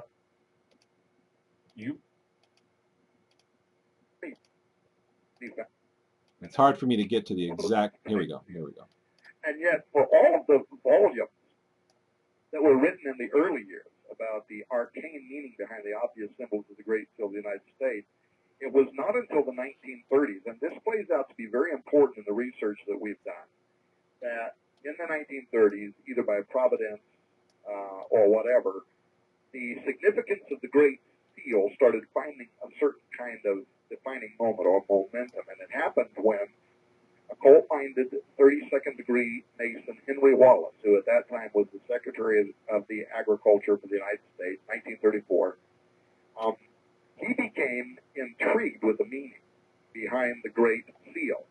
And as you may know, and especially if you or any of the listeners have watched the new film Eye of the Phoenix, Wallace had been a disciple of Agni Yogi Society founder and theosophist Nicholas Roerich, and Roerich was completely he was involved in mysticism, but he was very focused on apocalyptic themes surrounding the coming of a new earthly order. Now, all of that came to light when Wallace ran as vice president in the 1940 presidential election, because those letters that he had been writing to Nicholas Roerich came to light. You may know that.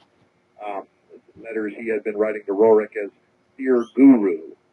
And it was discovered that Wallace had been a follower of Nicholas Roerich and of this idea that we were about to enter into a new golden age. And the Republicans discovered that, and they threatened Wallace, because they were trying to win the election, that Wallace was looking for the breaking of a new day, a time when a mythical kingdom was going to arrive on Earth, accompanied by a special breed of people. Well, the Democrats barely kept those letters from the public then by making threats of their own, and Wallace went on to become the 33rd Vice President of the United States under the 32nd President Franklin D. Roosevelt, both of them 32nd degree Masons, and both of them with an equal thirst for mysticism. Now, Roosevelt was the one who set in motion the push to place the Great Seal of the United States on the $1 bill.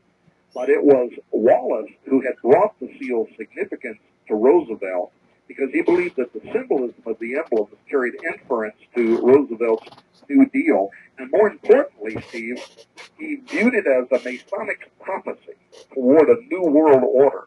Now, this gets really deep, spooky actually, in American history. And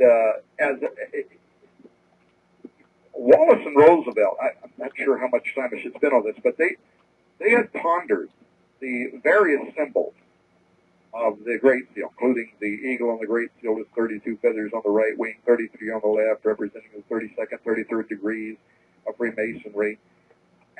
But they viewed themselves as being prophetic in that sense, in that in addition to being 32nd degree Mason, Roosevelt was the 32nd president, and Wallace was the 33rd vice president, which they viewed as being an interesting numerological coincidence, if you will, especially given that Roosevelt was succeeded by Harry Truman, the 33rd president of the United States, and a 33rd degree Freemason, well as mystics.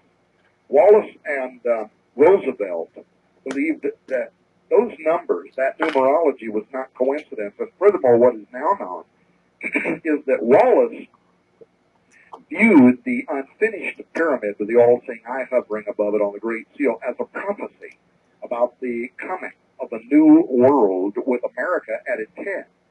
And whenever the United States assumed its position as the new capital of the world, Wallace believed, then the grand architect would return. And metaphorically, the all-seeing eye would be fitted atop the Great Seal Pyramid as the finished apex stone. What's even more astonishing, Steve, and that we write about in Apollyon Rising 2012, is that Wallace and company, including Roosevelt, were secretly trying to find or to bring forth this Masonic figure in their day. In fact, Wallace even wrote, in documents that were discovered later, he even wrote how it would take a most definite recognition of the great architect of the universe, that for the apex stone, that is the capstone of the pyramid, can be fitted into place, and that this nation, the United States, the full strength of its power, would be in position to assume leadership among the nations in inaugurating the new order of the ages, and that this would be preempted. This would be, just before this, there would be this need for the creation of chaos. And finding or making this more definite recognition, as Wallace put it, of this Masonic figure, Steve appears to have secretly obsessed Roosevelt and Wallace, while also playing a role in their decision to include the Great Seal on the U.S. dollar. Both of these men were fascinated with the concept of a new breed of people, new Atlanteans with a new Atlantis, similar to stuff you've talked about in the past about Hitler's contemporaneous exploration for the Aryan Superman. All right, remember what I said just a minute ago about in the movie Star Trek, the Khan. Let me turn the volume down a little because I know it's loud. Khan was a genetically modified person. This has profound significance in the mystery schools religion and in Bible prophecy when you understand making the connection here. Let me let this roll on a little further because it gets more interesting. And if you stick around, the next clip I'm going to show you actually shows you Obama's role in this. We're going to show you evidence that Obama is a mystery schools student. He is a believer in the Luciferian religion. Stick around. Who were to be led by an earthly Messiah. And incredibly, if this supernatural leader was to be a magical reincarnation or resurrection of deity, the body or DNA of their Savior may have been being kept in or represented by a coffin cryptically mentioned in correspondence between Wallace and Nicholas Roerich. In fact, on March 12, 1933, Wallace wrote to Roerich and he said, quote, "Dear Guru, I have been thinking of you holding the casket, the most sacred, precious casket. And I have thought of the new country going forward to meet the 7 stars under the sign of the 3 stars," end quote. Tom, let me ask you this too, because this is critical. I think in part 9 or part 8 or 9, you remember when the president was sworn in once and flubbed it up, but then was taken to the basement of the White House and sworn in under the picture of the architect of Washington, D.C., who was one of the Grand Masons? Yeah, that's right. Do you not think that was curious in the fact that basically, or forgive me, let me change the statement. Do you believe that was the Masonic signal to their fellow Masons around the world that he, the current president, is the one that is to come? I write about that actually in this book, and I I believe, Steve, that it either was a signal that he is the one who is to come, or maybe more likely, he's the forerunner of the one that is to come. And what is astonishing in our research is that I told you a moment ago we found a connection between the year 1776 and the year 2012 in Mayan prophecy. It's the most incredible thing. And they actually are prophesying about a Christian version of a world judgment.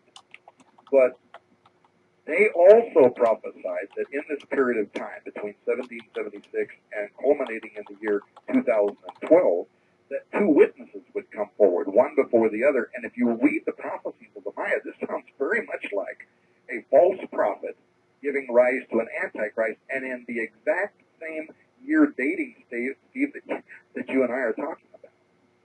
So there is something that is definitely unfolding. It's unfolding right now. It's unfolding at rapid speed, and I absolutely believe that Obama is a part of this equation, and I also believe that the Bushes before him were part of this equation in setting, if you will, the foundation for the coming of the spirit of Antichrist. Okay, he makes a very interesting statement right there. It says Obama and Bush before him was fundamental in the preparing for the return of Antichrist. I said in the very beginning of this newscast that you're going to see things in your life that you've never seen before, that the whole world has never seen before. It's going to be mind-blowing. The light show, the fake miracles, the technology that is going to be unveiled before you to deceive you is going to be unlike anything that's ever been shown in history, ever been seen in history. And it's going to deceive many people. My goal of diverting this conversation of this radio talk show from geoengineering to the spiritual aspect of what we see going on today is my effort to equip those who are willing to listen with the information that they need to avoid this deception. Because this is what this last kingdom of earth that we are entering right now is all about. It's all about deception. I told you just a minute ago I was going to associate Obama with Luciferianism. A lot of people, there was this thing going around a while saying, Obama's the Antichrist and all of this, different beliefs. Obama's not the Antichrist. That was just a fad, that was going around. And there are a lot of interesting numerological things that are going on today. You could do a whole show on the numerology involved in these things, and I will probably give you a few cool samples before we go to questions. But the important thing to remember is that the presidents have, for the most part, been involved in this. You don't become president unless you are a player, unless you belong to their religion. You'll never get into that position. And this is why elections had to be so closely controlled. In the past, elections have been controlled through media because they could demonize anybody they wanted. It didn't have to be true. They could just run an untrue story that would damage your character enough so you would be unelectable. Now it's being expanded. Not only are the elections controlled by media, but now they're also controlled by the fact that the election process itself has been electronically subverted. All right, I promised you that I was going to tell you or associate Obama with a belief in the mystery schools. Take a listen to this clip. Listen very carefully to what's being said here. The things that Obama did during his acceptance speech and various speeches and his date with destiny. Do you remember that phrase, a date with destiny? That was not an accident. He didn't make that up on the spot. It's because we are entering into a very significant time in the mystery school religion history. This is their big moment. And unfortunately, their big moment is going to be our worst moment because of the oppression that they have. We've lived under a system of freedom, and that freedom has been, over the last 100 years, systematically removed. And now we're entering a deeper and deeper oppression. All these laws that take away our rights to grow gardens or to refuse vaccines. You can still refuse vaccines, but the day is coming when you'll either have to take the vaccine or go into the prison cell. Those days are coming, and you need to be prepared for those days. They're going to be relatively short-lived, but you want to make it through. And if you understand what's going on, why, and who the players are, you'll be much better equipped to maneuver and make it through those days without harm. And again, that's the reason for this. I am now going to play you another long clip that is going to show you things that nobody that I've seen, except for the people I'm playing this, who are actually talking in this video clip, are talking about regarding Obama in his role in this whole thing. This is astonishing information, but it's really not astonishing if you understand already that he is of the mystery schools. It's just par for the course. You would expect this. But for people who don't understand that the presidents are all mystery schools religion presidents, and so is Manly P. Hall. This is a name I don't know if I mentioned before. A lot of people love his kind teaching and his tapes he made in his older age, and he talks so nice and his words are so kind. But if you listen carefully and read between the lines, he's teaching you Luciferianism. He is doing exactly what Helena Blavatsky commanded in the codification of their religion, that they would go out into all the world and teach people their religion. And Manly P. Hall was doing as well. So listen, this is what happened with Obama. The story you haven't heard before. Hold on to your seats. Now, you wrote too, Tom, one of the things that blew my mind is unknown to you or unknown to me. At the same time, approximately, I was talking about the altar of Zeus, okay? And you, and I think it's your part 9, you were talking about the significance of this, especially from the standpoint, for those of you that don't know what the altar of Zeus is, it's the rebuke that Jesus gives to the church in Pergamos, where Satan is seated, correct? Yeah, that's absolutely right. That's accepted among Bible scholars, that in Revelation 2, where it talks about the angel of the church in Pergamos, write these things with, saith he which hath the sharp sword with 2 edges, I know thy works, where thou dwellest, even where Satan's seat is, and thou holdest fast my name, and hast not denied my faith, even in those days wherein Antichrist was my faithful martyr, who was slain among you, where Satan dwelleth. That is a reference to the altar of Zeus that existed at that time in Pergamos, or Pergamum, and and in Greek, that phrase, where Satan's seat is, literally means where a throne to Satan is. Scholars identify that throne or seat as the great altar of Zeus that existed in Pergamos. The worship of Zeus in ancient Pergamos was empirical, perpetual, 24 hours a day, non-stop, 365 days a year. Sacrifices were made to Zeus, including human sacrifice. Where have you heard all of this information about sacrifices happening? What you're looking at on your screen right now is the actual throne, the Pergamos altar, that has been transported to Germany and reconstructed meticulously. Upon the towering and famous 40-foot-high altar of Zeus. Well, Antichrist, the first leader and martyr of the early Christian church, is believed to have been slain on that altar. He roasted to death inside the statue of a bull, the symbol and companion of Zeus. And that phrase in Revelation 2:13, wherein Antipas was my faithful martyr, who was slain among you where Satan dwelleth, is considered by scholars to be a citation of that event. As far as I know, that's not disputed by anybody. And what I was writing about was how that approximately 2,000 years after Revelation chapter 2 had been written, German archaeologists had removed the altar of Zeus from the ruins of Pergamum, and it took it to Berlin, where it was restored, and it's now the centerpiece of the Pergamon Museum. Absolutely, and that's what's critical, because Hitler absolutely was fixated on the altar of Zeus, okay? As you know, he basically, with the honor.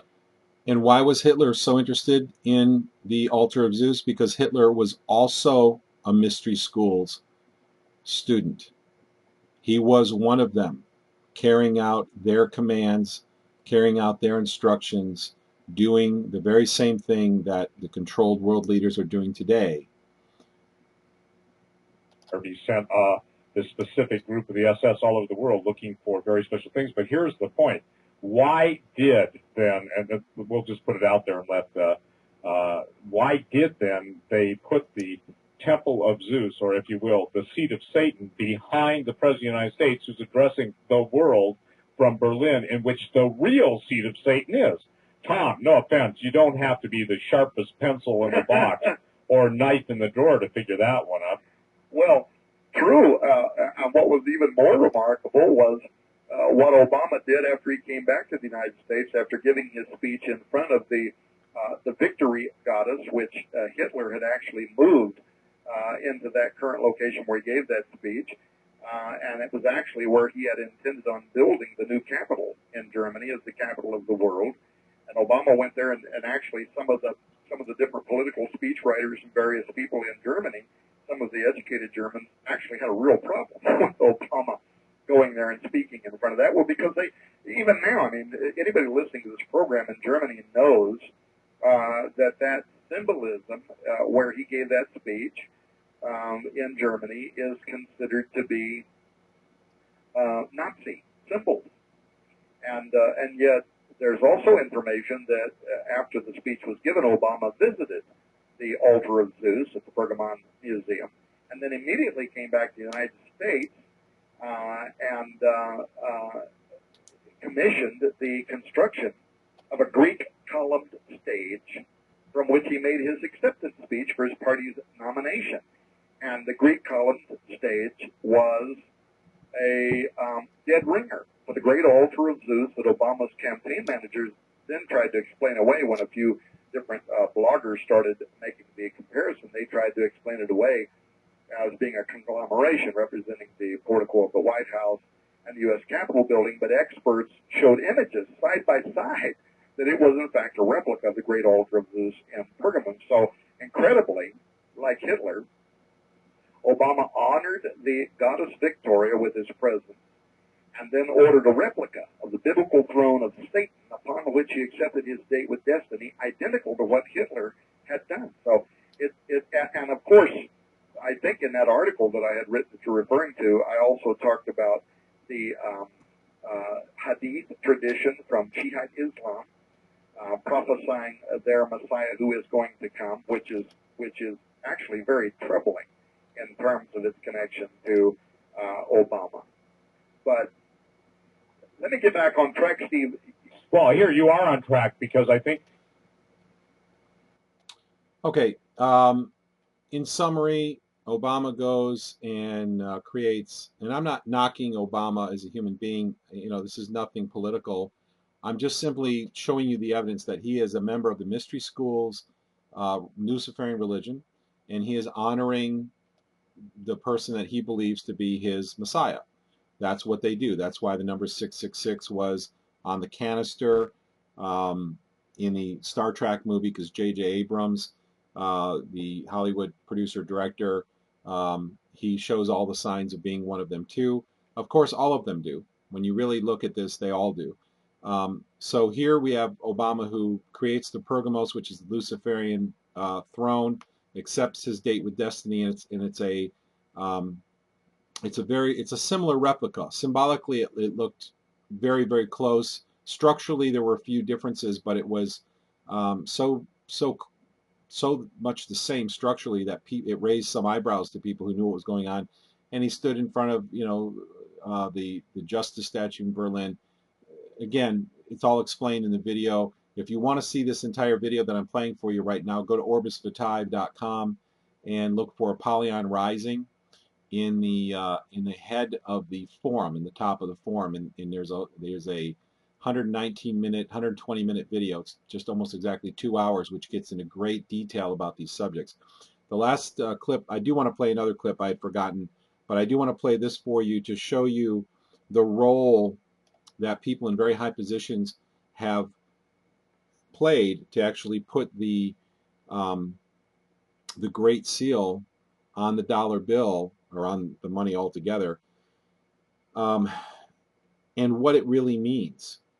One of the things, I spoke about this a few weeks ago, the term pluribus unum. What does that really mean? And I remember being taught in high school that meant the United States was a melting pot of all the different cultures coming together. That was what I was taught. But there's absolutely nothing to support that idea. That's just an idea somebody came up with as camouflage, because really that's written in an occult mystery schools, Luciferian religion symbology. I mean, that symbol on the dollar bill contains that phrase. And so you would expect that that phrase would be associated with that symbolism. And indeed, when you do your research, it is associated with that symbolism. And I'm about to show you how. Let me seek for it, the position where it starts, and listen to this video. I think what people is a Politicians and philosophical leaders in the United States have since at least the 1930s been anticipating the arrival of this supreme being. And we are standing right now on the disturbing precipice of a new world order, and it may explain why Obama felt the need to reconstruct an invitation, if you will, an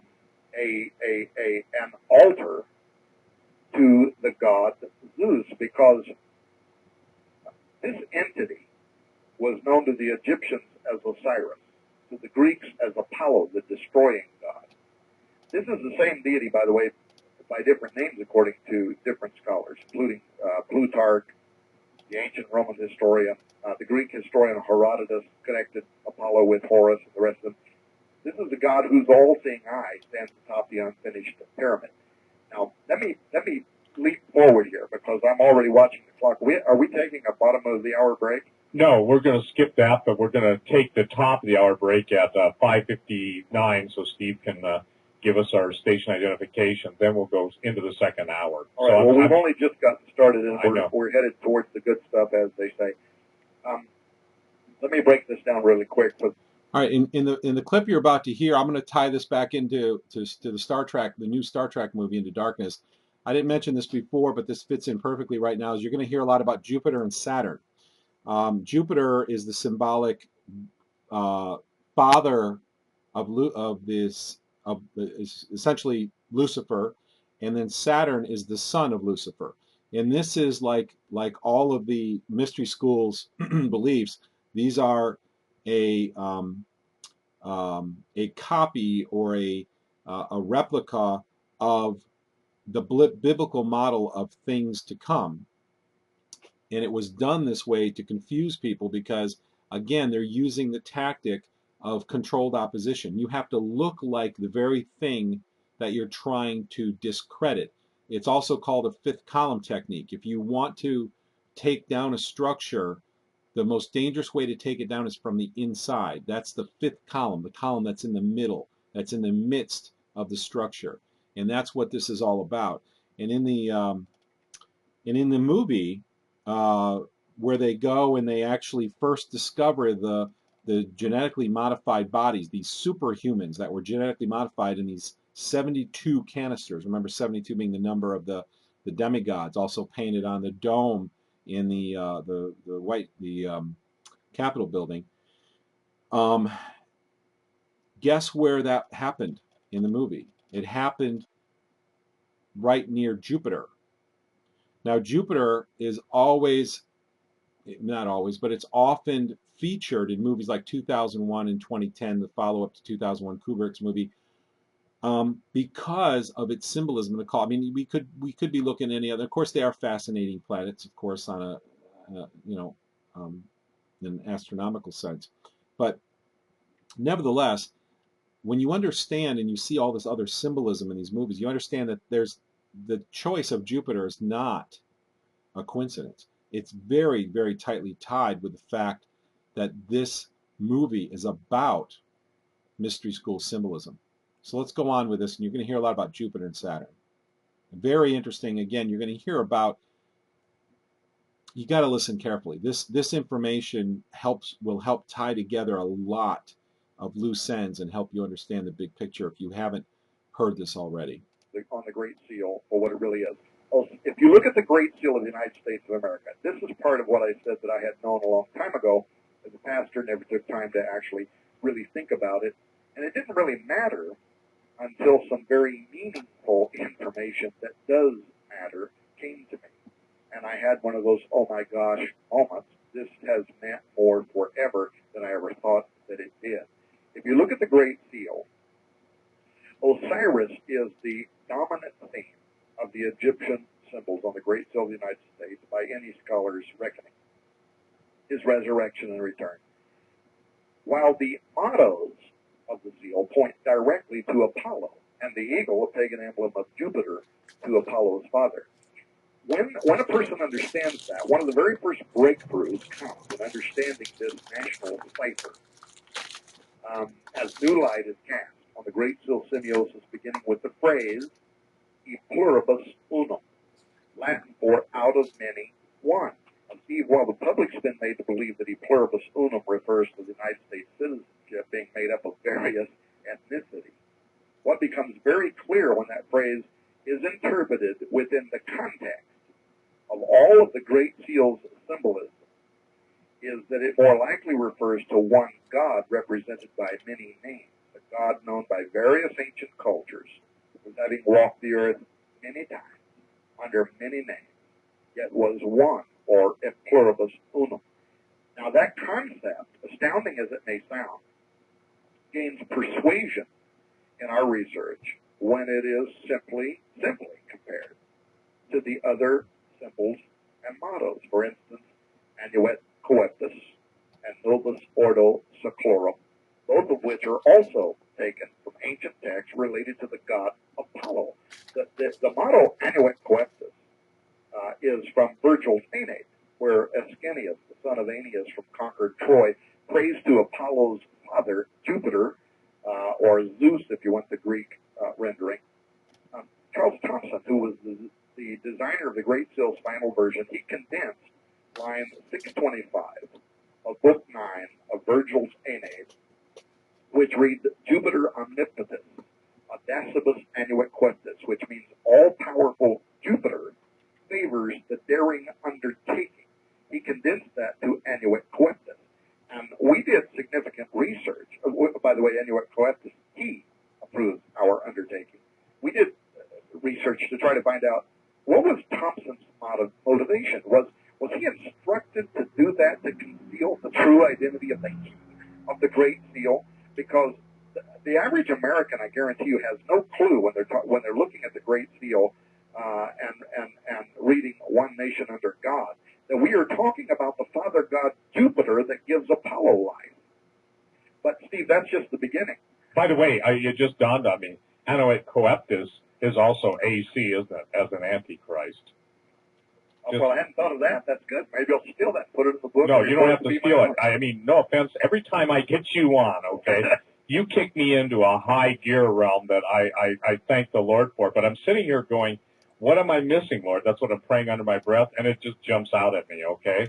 You've got the AC right there, and the I, okay, the all-seeing eye, the AC. And Tom, you on your, and I just want to break away, I don't want to take you away, but Raiders News Network, you're carrying some of the best articles out there about the total, if you will, eye scanning and the complete surveillance, or the all-seeing eye in all aspects of our lives. It doesn't get any plainer than that. Well, and I got to tell you, I mean, Raiders News Network, boy, it may not get the traffic that a Q Files get, but our traffic has been going insane over the last year, which tells me, Steve, that the world right now, not just Christians, the world, period, non-believers, Christians, Buddhists, Islam, everybody right now feels that something is happening, and they are desperately searching for answers, which, and I think that this is the reason why, frankly, that this revelation never came to us before now, because, you know, there is a time for everything, but now is the timing. Right, it's the book of Daniel being opened up.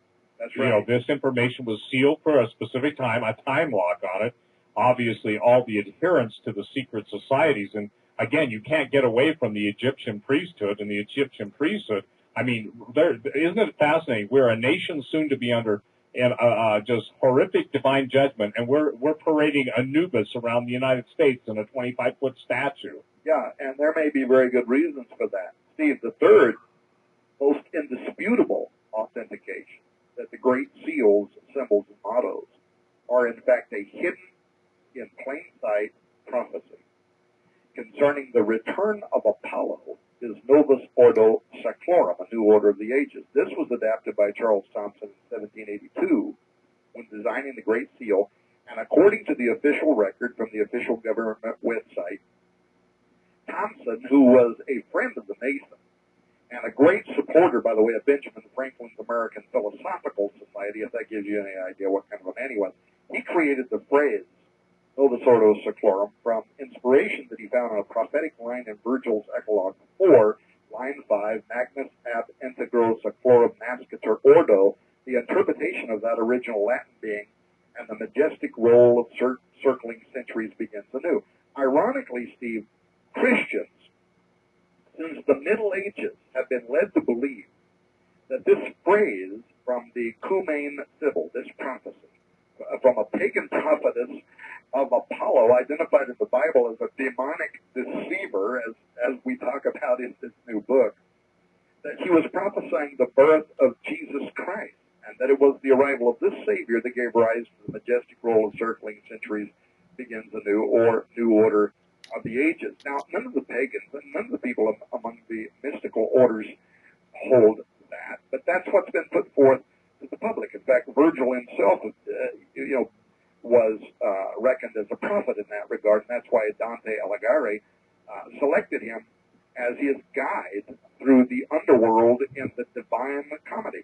What's even more astonishing is how this Cumane Sibyl is even prominently featured alongside Old Testament prophets in Michelangelo's paintings in the Sistine Chapel. Absolutely. I was just going to ask you about that. Well, and I talk about that in the book, but go and read Virgil's text. It's very clear. It's very clear. It's not Tom Horn's interpretation. Who the prophetess of Apollo was talking about. This divine son, which, listen, America, is encoded as the coming Messiah on your great seal. This Messiah comes from the Sibyl's prophecy, is to be spawned of a new breed of men sent down from heaven. Steve, this is what Roosevelt, Wallace, and Roerich were looking for, and what Hitler was looking for. He's going to come when he receives the life of God and sees heroes with gods commingling. According to this prophecy, this is Apollo, the son of Jupiter, or Zeus. Now, listen, who returns to earth through mystical life that is given to him from the gods when the deity Saturn. Now, all Bible scholars out there verify what I'm saying. Saturn is the Roman version of the biblical Satan. This is verified 1,000,000 times in biblical studies. When the deity Satan returns to reign over the earth in a new golden age, that is when this Messiah is going to come. Listen to exactly what this ancient prophecy, which is integrated under the Great Seal of the United States, actually says. I'm going to read this part to you. Quote, this is from Virgil's Eclogue 4, line 5, and this is the inspiration that led to the creation of the Great Seal of the United States. Now, the last stage of Cumane's Sibyl's song has come and gone, and the majestic roll of circling centuries begins anew. Justice returns old Saturn's reign, with a new breed of men sent down from heaven.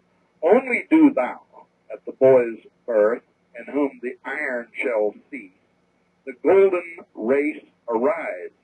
Befriend him, chaste Lucina, 'tis thine own Apollo reign.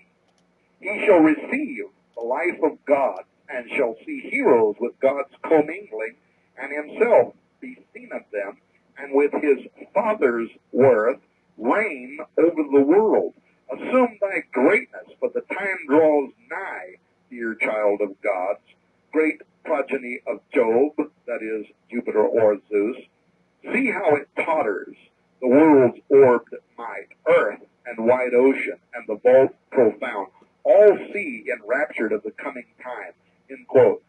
Steve, according to Virgil and to this Cumane Sibyl, whose prophecy formed the prophecies of the Great Seal of the United States of America, the New World Order begins during a time of chaos, when the earth and oceans are tottering, a time like today.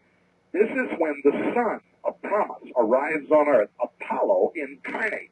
a pagan savior, born of a new breed of men sent down from heaven, when heroes and gods are blended together. Does this sound eerily similar to what you and I have discussed ad nauseum about what the Watchers did during the creation of Nephilim?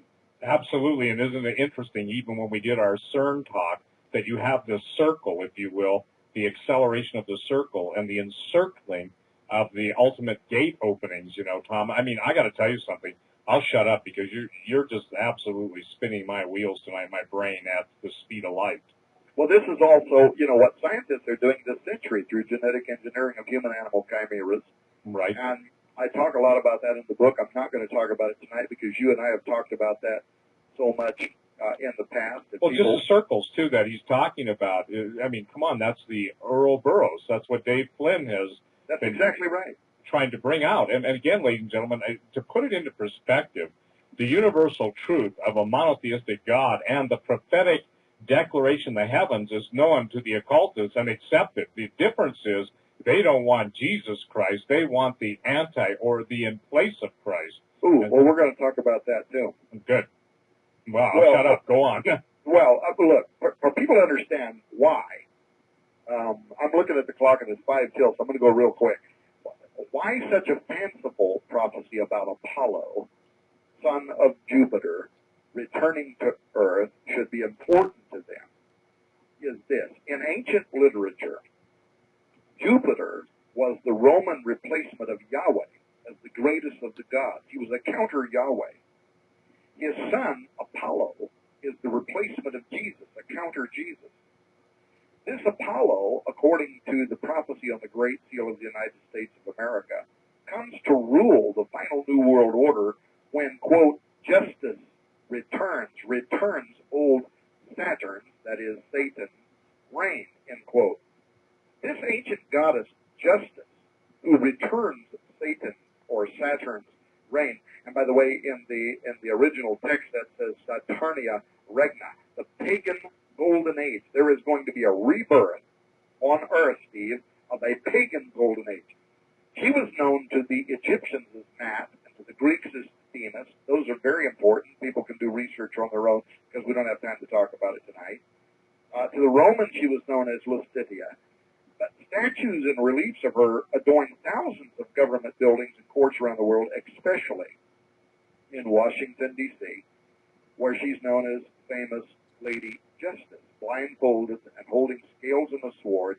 She represents, Steve, the enforcement of secular law and is, according to the Symbols conjure, the authority that is going to require global compliance to the zenith of Satan's authority concurrent with the coming of Apollo during the dawn of a new pagan golden era on Earth. That is exactly what the prophecy, right, the Great Seal of the United States of America is saying. And this is important, Steve, because the Bible's accuracy concerning this subject is also alarming, including the idea that pagan justice is going to require surrender to a satanic system in a final world order under the rule of Jupiter's son. Let me very quickly, before we take the break, let me give you a couple of examples of what I mean. In the New Testament, the identity of the god Apollo, repeat-coded in the Great Seal of the United States of America as the Masonic Messiah that returns to rule the earth, this is the same spirit in the Bible, verified by the same name, that is going to inhabit the political leader of the end times New World Order. According to several key prophecies, such as in the book of 2 Thessalonians, the Antichrist will be the progeny or the incarnation of the ancient spirit Apollo. 2 Thessalonians 2:3 says, "Let no man deceive you by any means, that day shall not come, except there come a falling away first, and that man of sin be revealed, the son of perdition." In Greek, the word perdition there is apoleia, Apollyon, Apollo. And by the way, numerous scholarly and classical works identify Apollyon as the god Apollo, the Greek deity of death and pestilence. And I can't even tell you how many pages in this new book that verify that at a scholarly level and go into it substantially in the new book. Furthermore, Revelation 17:8 ties the coming of Antichrist with this Apollo of the Great Seal. it says that the beast is going to ascend out of the bottomless pit. Well, let me just read it to you. Revelation 17:8. The beast that thou sawest was and is not, and shall ascend out of the bottomless pit and go into perdition. This, once again, the Greek word apolia, Apollo.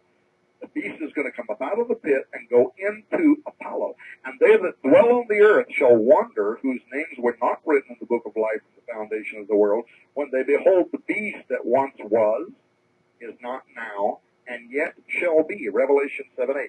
So, Steve, one thing I want to point out real quick, we're down to the last 3 minutes of this incredible commentary, which I hope, if you don't understand this, I really hope you take the time to, because this tells you what's going to happen in the very near future. You're going to see this happen, and if you don't understand what's happening, you're going to be sucked into the biggest deception in world history.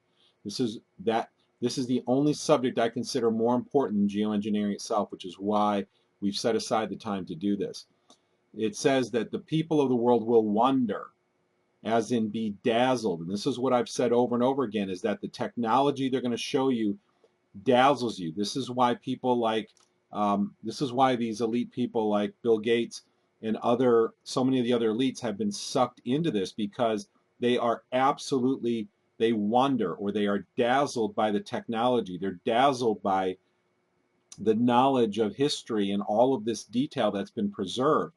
But the thing that you have to remember, the thing that they don't remember, so they get sucked into this, is it doesn't matter how dazzling your technology is. It doesn't matter how much you know about history. It doesn't matter how emotionally it blows your mind.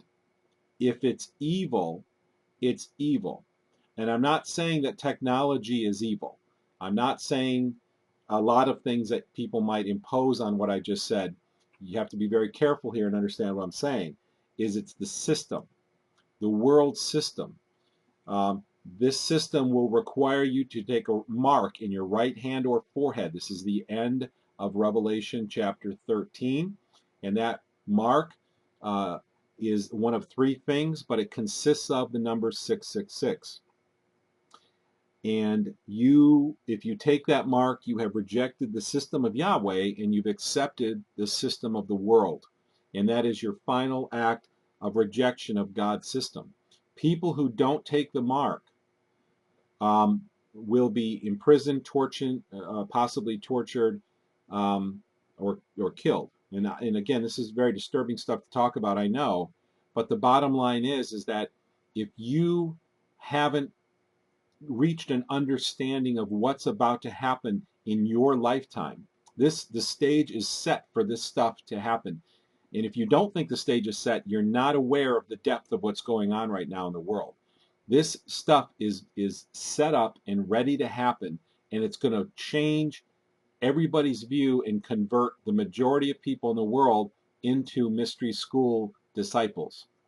But there will be a revival, a biblical revival of people who recognize it as evil, that system is evil, and they will go in the right direction and reject the world system, even if it costs them their life, because they're going to do what Christ asked them to do, is believe me. If you have faith with me, it doesn't matter if you die, because you never really die. You just shed your body, and you will receive the new body, which is called the occultism, in the next life, and that's where you want to be. And that's why this subject is so important. So let me play the last 3 minutes of this clip, but understand that the stuff you are hearing is stuff that's going to happen in the very near future. And I play this and say this and allow this stuff to be broadcast on Global Skywatch with no reservations whatsoever, because I have seen and studied and witnessed enough to have no doubt of where we are in history. And if people don't believe it, or if people think it's ridiculous, there will be a complete vindication of those who do see it, because it's all set up and it's on the doorstep.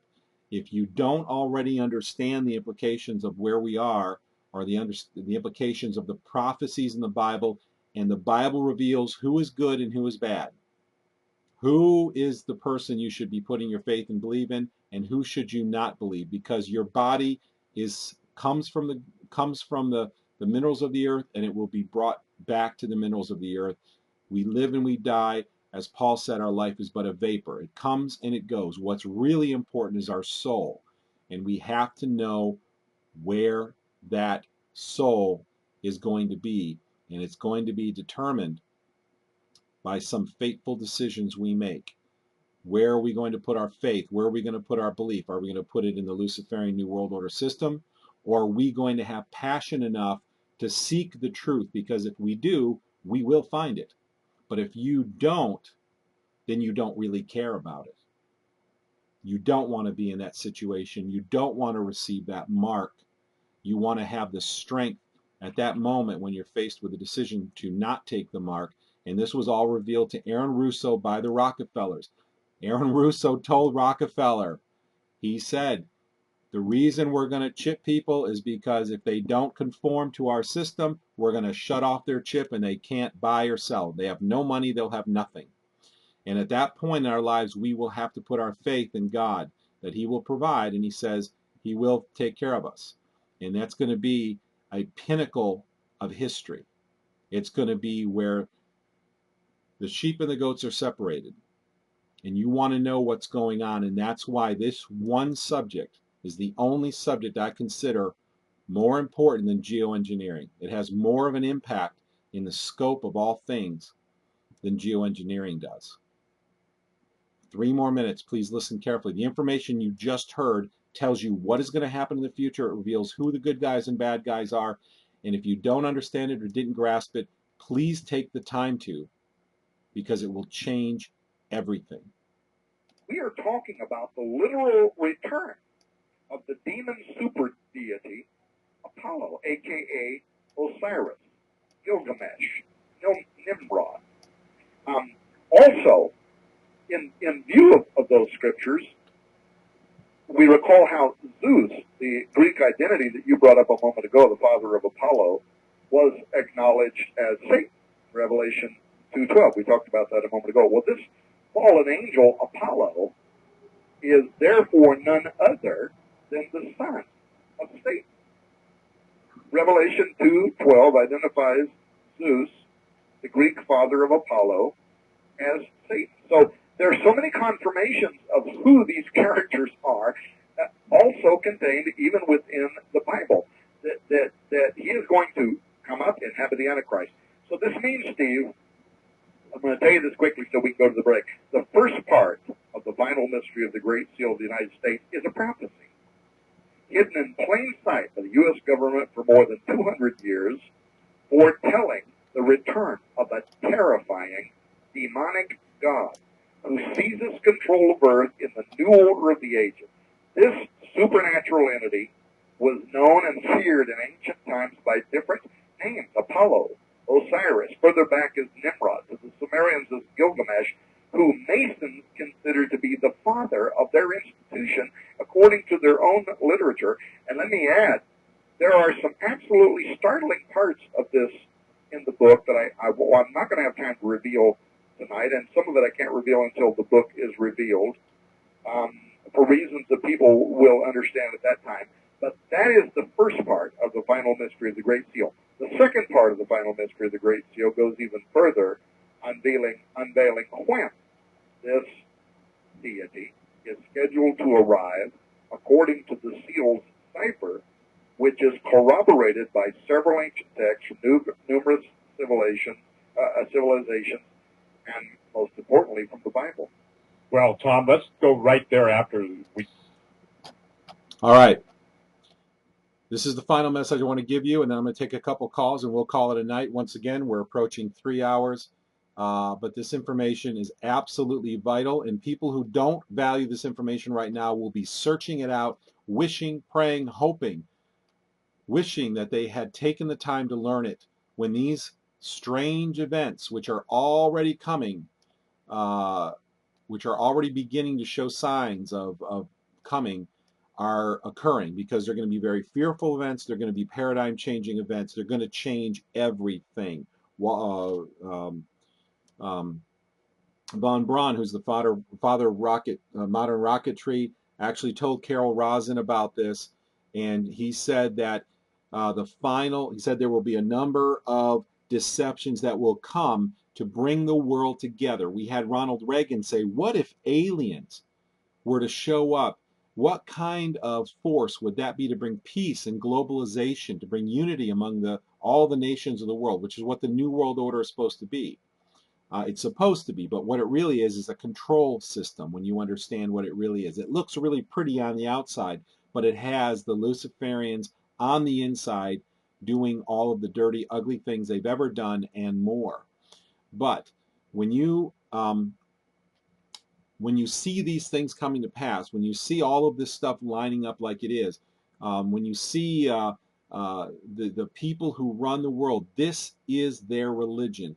They are making provisions. They believe that this return of this so-called Messiah is on the brink. This is why you have Maitreya, financed by Sharon International, financed by the Rockefeller family. Why do you need a world financial leader? Why does he need a Messiah? What is that all about? Why did they funnel all of this money from into a 52% of the U.S. budget going into military black budget, which has no accountability? What have they been doing with that money? I'll tell you, they've been developing technology so advanced that our technology is going to look primitive to it, and it will be regarded by the world as miracles. That is why weather control, if you look at all this technology that's developed, what is it? It's weather control, it's atmospheric holographs, the induction of earthquakes. This is all from their patents. It's not me saying this. All of this technology so that they can create lying signs of wonders and convince the world that this super dude that is going to be coming to this, be indwelt with Apollo, again, a name for Satan or the son of Satan. Again, all the same character, e pluribus unum. They're all the same person. Who takes this throne, who brings peace to the world. Everybody's going to be so thankful for what he did. They're going to do anything for peace, because Jerusalem will become a cup of trembling for the world. It will cause fear throughout the world. And by fear, like I've said earlier, they will unify the world. But the fear is all brought about by the very people who are claiming to save you from it. And that's the point, is you have to understand who the players are. Final thing I'm going to say before we take calls is people make excuses, and you've all heard them when you try to tell people about geoengineering. One of the excuses is there's nothing I can do. Another excuse is it's impossible to know what's going on, so how do I know what to do? It's not my fault, so why should I be involved? Or I don't really care. It doesn't affect me. These are the things that we tell ourselves. And of course, not the people who are listening. The people who take the time to listen, to take the time to learn, are not the ones who make excuses, or the things they're the people who try to make change. But it is a terribly selfish thing to do if you are able, and that's the conditional. If you're not able, it's a completely different story. But if you are able to do good in the world, and you refuse to do good in the world, and you're able, that's a very bad thing. It's a very bad reflection on who we are. And I'm very happy for the people, very proud of the people in the Global Skywatch Facebook group, and the people who take the time to educate the rest of the people about vaccines, GMOs, these super weapons that can induce earthquakes. Not my words, right from the patents. I'm not making this up. And this is part of the reason for doing such an eccentric sounding series of programs such as this that talk about these crazy events. Getting back to Werner von Braun, Carol Rosin in a video exposed that there would be unifying factors to bring the world together in fear. Remember, it's all about fear, controlling by fear. Okay? Revelation 18:23, and the powerful merchants of the earth deceived the nations by their sorcery. The word sorcery is the word pharmakia, which is where we get our word pharmaceutical from. This is in Revelation 18:23, and pharmakia means to drug or poison. It's exactly right, because drugging and poisoning, especially with Mercury, causes fear, and you rule by fear. And that's exactly what's going on today. These excuses that we make and we tell ourselves, so many people that I personally know are making these excuses, and it's a very dark reflection on who they are. because they want to please themselves and they're not willing to make sacrifices to care about other people. We have to care about our neighbors. We have to care about other people. If we don't, the consequences that we pay through the eventual breaking down of our society, of our neighborhood relationships, of our friend and family relationships, is a big, big price to pay. So thank you all for listening to this. I hope to see you all next week. globalskywatch.com/live, 8:30 every Monday night Eastern Time, 5:30 Pacific Time, 12:30 a.m. Tuesday morning London Time. Local numbers in probably 15 to 20 countries around the world where you can call in. Looks like we do have somebody in the queue after we take callers. Oh, nobody's in the queue. They left the queue. Doesn't look like we have anybody in the queue, so that's fine. We do have a lot going on. There are a lot of events going on. I really hope that everybody will be involved. And as my final word, please take the time to listen to the entire video that I just played for you. You making an investment in this is in knowledge, in understanding the world that's going on. Most importantly, understanding the difference between the New World Order system that is being set up right now. We are on the precipice of this world system right now. You are going to go through it. And if you don't know who the players are, you will be deceived and you will fall into the greatest trap that has ever been set for mankind in history. And the reason for this program is to prevent that from happening. To those who will take the time to learn, who will seek the truth, there is no more time to delay. We are right on the doorstep.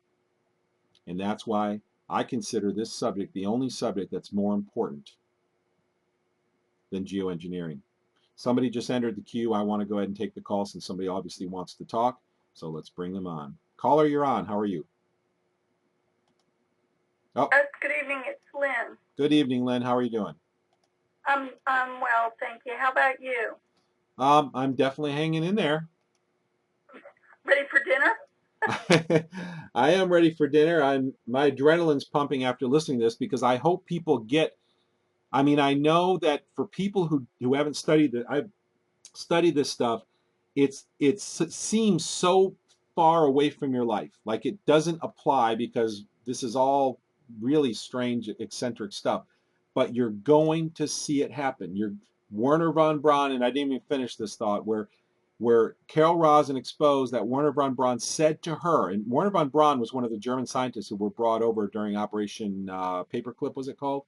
Or, geez, I'm drawing a blank, but it's one of the... I think that's it. Where the U.S. brought all the German scientists over. And what happened is Werner von Braun told Carol Rosin, you have to warn the American people because they're going to bring the nations together and bring everybody into subjection. First, it will be terrorists.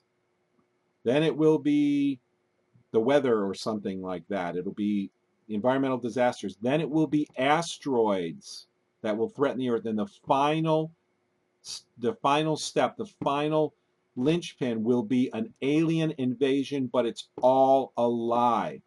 I am not saying this. This is the father of modern rocketry who was an insider. He knew what was going on. He became a whistleblower in the latter days of his career and exposed this for you to hear today because all of these newscasts that you're seeing about UFOs right now, they're starting to really pump up the UFOs. And to a lot of people, it might be really astonishing. Oh my gosh, look at all this stuff about UFOs.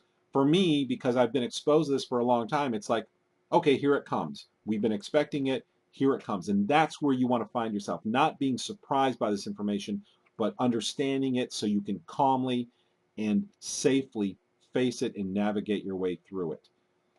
So go ahead. Sorry, Lynn. No. Actually, I'm glad you brought that up. I actually wanted to share a couple scripture, but you know what? The thing about that woman, what's her name? Rosalind? What's her name? Rosalind Peterson or Carol Rosin? The woman who worked with Werner von Braun. Yeah, Werner von Braun. That was Carol Rosin. Yeah, and he was dying of cancer, and he hired her to work with him and speak. Yep. Well, and that was the story. She has actually changed that. Yes, she has. She's flipped, just like everybody else flips. Yep. Horrible. It's Yep. horrible. There is such deception in the world right now. And that's another sign, is that the fact that people like that flip, don't let that shock you, because that's another disinformation technique, is that they will put somebody in the public eye for years to gather the faith and trust of the people who are becoming educated, and then these people will slowly shift or quickly flip their position and hope to take some of them with them. So Carol Rosin And has... people who didn't know the original story or had done research, that's why most people find one bit of information, like you were saying earlier, and they're done. I mean, you have to realize, and maybe people don't realize, that besides mainstream media and just feeding people stuff, they also do it with alternative media. So when you think you're actually getting the story, you're still usually just getting the story they want you to get. Which is why I tell people, if you don't know, this is exactly the reason. Now, that's very true. And I talked about earlier the onion, in that within the layers of the onion, they will set up disinformation organizations to keep you at that layer in the onion. They are very sophisticated.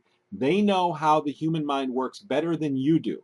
And so they are very sophisticated in their disinformation. And the only way you're going to avoid being deceived by them is to understand the biblical prophecies that expose them and their plan for who they are. It's all exposed in Scripture, and once you understand the Scripture, then you cannot be deceived if you really, really understand it.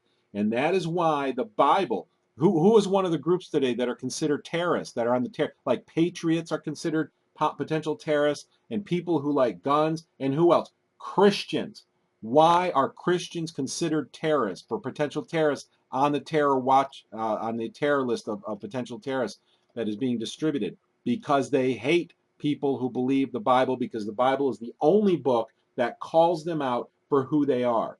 And if people don't know what the prophecies say, and I tell people, do not listen to the garbage, the false information about the Bible that is being spread through mainstream media. If you hear it on the History Channel, if you hear it on Discovery Channel, if you hear it on Sci-Fi, it's a lie. They have never, every single time I've seen them, maybe hundreds of times, at least many dozens of times, tell stories about the Bible. I would check it out, or I already knew it in most cases because I'm very familiar with the Bible. They were lying, but they lie very, very cleverly. They walk a line. So it's hard to know if they lie unless you really understand what the backstory is. But you know the Bible.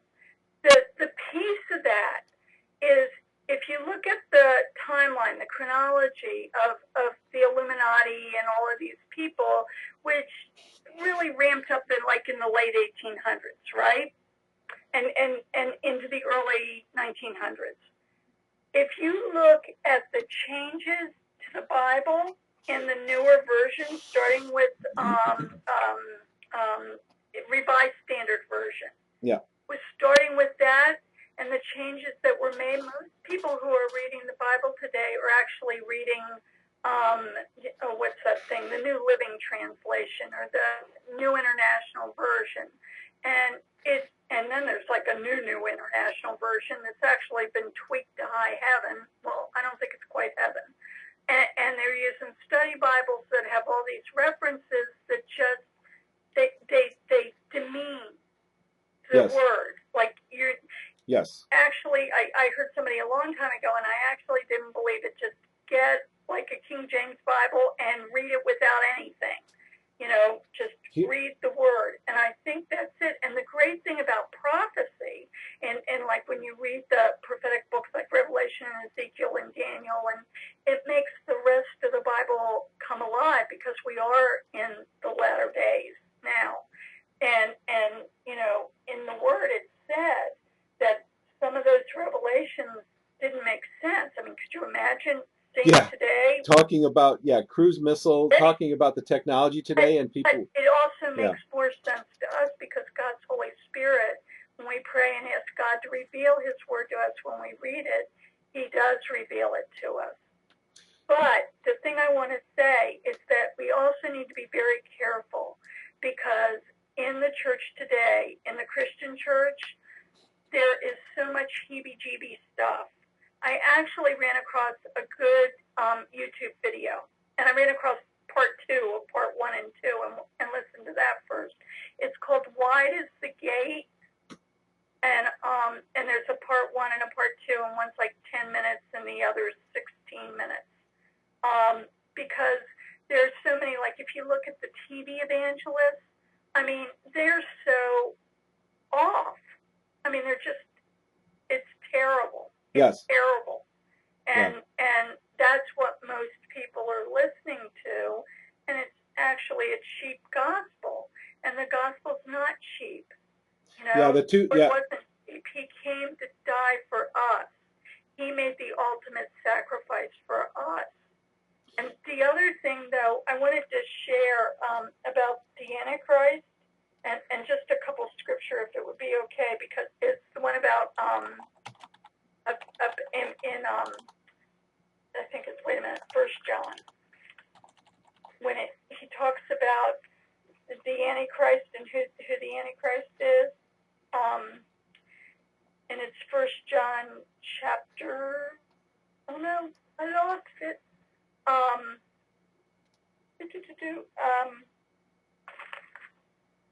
should have marked it. Oh, okay, chapter 4. You know, and this is John writing, who also had the vision and you know, on Patmos, and wrote the book of Revelation. Yep. Okay, and it says, "Beloved, believe not every spirit, but try the spirits, whether they are of God, because many false prophets are gone out into the world. Hereby know ye the Spirit of God.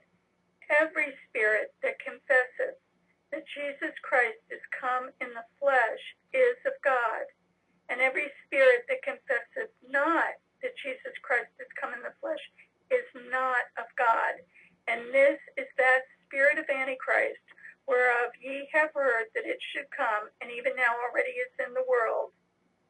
And ye are of God, little children, and have overcome them, because greater is he that is in you than he that is in the world. They are of the world, therefore speak they of the world, and the world heareth them. We are of God. He that knoweth God heareth us. He that is not of God heareth not us. Hereby know we the spirit of truth and the spirit of error." And then it goes on to say, "Beloved, let us love one another, for love is of God, and everyone that loveth is born of God and knoweth God. He that loveth not knoweth not God, for God is love."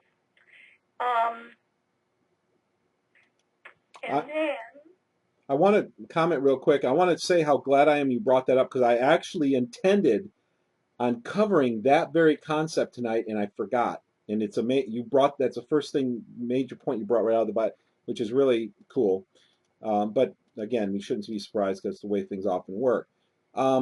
I know a lot of people. Yeah, I really did. I mean, I thought about that a lot, even last night as I was thinking about the show tonight, and before I started today, I was kind of in a hurry because I had a lot of things pulling me in different directions, and I totally forgot to cover that. I know a lot of people who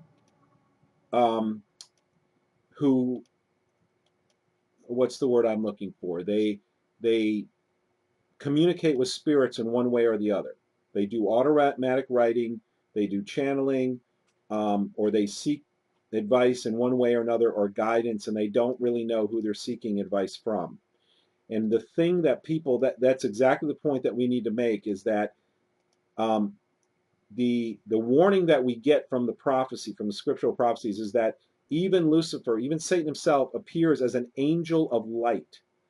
And we have people, I've known people in the past who say that they see 11 counselors that sit at a table and they counsel them what to do. I mean, I've heard people say this to me. I mean, and I don't have these kinds of, I've had some interesting experiences, but they were not like this at all. But you have to be careful who you're communicating with, because the spirit world is very real, and I have absolutely no doubt that it is, based on my own experiences and experiences of so many other people that I've known. and they will do anything to deceive you. And like I said, the scripture says that even Lucifer himself, even Satan himself, appears as an angel of light. And you have people like Acharya S., who has written a number of books. You have Annie Besant, who has channeled, I don't know if it was 17 or 20 some books that were all channeled from spiritual entities. You have Walter Veith, who is a Christian who goes around lecturing about his father actually transmitted. He was in charge of delivering messages from spiritual channels to world leaders. And he says big world leaders. I mean, big world leaders, major world leaders were receiving messages from these channelers. They were instructions on what to do. Now, the scriptures also say that the whole world is under the sway of the evil one. And when you understand the way the world works, you understand how absolutely true, literally true, that is, based on the fact that these people are taking their marching orders from spiritual channelers. And these channelers are not communicating with the good guys. You have to, you have to, like you just read, there is a test. And if they don't say that Christ is come in the flesh, that Christ is who he said he was, then these are not the good spirits. So the world has become very spiritized today, and there's a lot of people dealing with this stuff and intermingling in spiritual activities. And you've got to be careful because they are much smarter than we are. So you have to know the test, and that's the test. So I'm very glad you brought that up, and I hope the people will translate that information, because you don't want to be deceived. You don't want to be deceived, and that's the test right there. And also, I guess, are you still there, Lynn? Oh yeah, in fact, I was saying something. Oh, I'm sorry. I guess. Go ahead. And the deceit is very subtle sometimes. Like, it sounds right, but just sounds a little off. And that's why I think it's so important in these days. I encourage everybody, read your Bible. Start reading it. Just read it. God, even if like dates and people don't actually fit together right yet in your head, it's okay. Because I think God actually brings the word back to us when we need it. Yeah. Because if we can't test what we hear against the word of God to know it's true, and if we read the word, we'll know it's not true. Right. Even if it's that subtle in your gut, this doesn't sound quite right. And then we can go back and search it out. Exactly. I actually was going to read from 2 Thessalonians, and then just share a tiny bit from Revelation about the mark, and also besides the mark will be, they're going to try to require that you worship the beast or the image of the beast, and the whole thing about great signs and wonders. And it's amazing what they're doing on TV. Yeah. Yes, I mean, amazing. Yeah. I actually watched the Science Channel today about aliens, and I don't buy the alien thing, but the deception it's just unbelievable. And then when you look at the technology that they've already come up with, it's just, and they're putting it out there. People are going to buy it hook, line, and sinker. Hey. And I can tell you, in the sky over where I live, those however many satellites and things there were, they've more than doubled. Lynn, let me say something real quick, is that I have a friend who is in the military, he's got some level of classification, and he can't tell me anything really good, of course, because he's classified to some level, and I don't even know what it is. But he said, to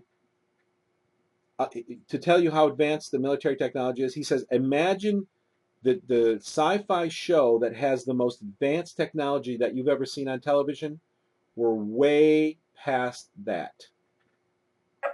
Yep. Anytime they say they're starting to work on it, or they've granted a grant money to do it, it's like just it's a done deal. And why? It's done. And the important thing. Look at that converging technologies right. from 15 years ago. And why is that important for people? Why is it important for people to know that their real technology is way beyond what they let us know? Because the prophecies say that they will present you lying signs and wonders and deceive many. And the lying signs and wonders are using technology to fake miracles because they're going to put their Antichrist buddy and probably a bunch of New World Order disciple mystery schools people will be running around as well saying, hey, and they will be pointing to the sky and lightning will strike the ground and earthquakes will happen and who knows what else is going to happen. You've got to know that the prophecies warned you not to be bedazzled, not to be fooled by that, because it's just a lying sign and wonder, not real miracles. So that's why that's important to know. And also the last chapter of Daniel, because knowledge shall be increased in the last days. Look, it's like it must be like what used to take a zillion years, or not a zillion, because I actually don't buy the whole evolution thing, but how long did it take till man created the wheel and then fire, and now it's like it's all just on steroids. It must ramp up like every week or something. It's just unbelievable. They have actually robotics that reproduce themselves. Yeah, Lynn, I think actually kept saying, I don't want to know how, but I ended up saying how.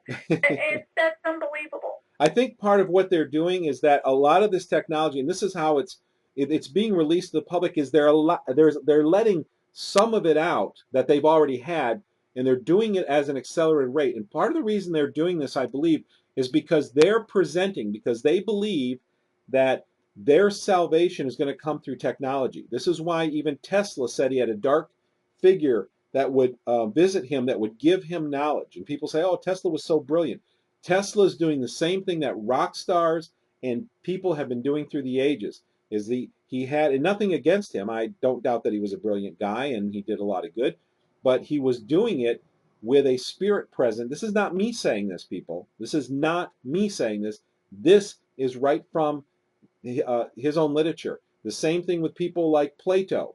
Plato said these revelations, because he was so far ahead of his time, where did he get them from? And I believe Pythagoras said the same thing. They had a dark spirit above their heads that brought them these revelations of knowledge that they otherwise could not achieve. They recognized and gave credit to these entities that would come to them. And today you have the same thing happening.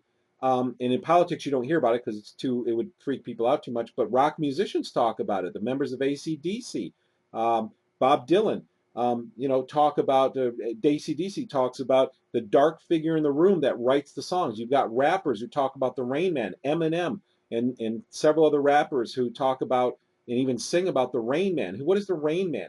And in a couple episodes of Ally McBeal, you had David E. Kelly, who was the writer for Ally McBeal, who uses the term Rain Man. They're the bringer of rain. You have the song by, was it Beyonce who did Umbrella, Ella, who did that song Umbrella, which is about the rain, the one who brings the riches to you.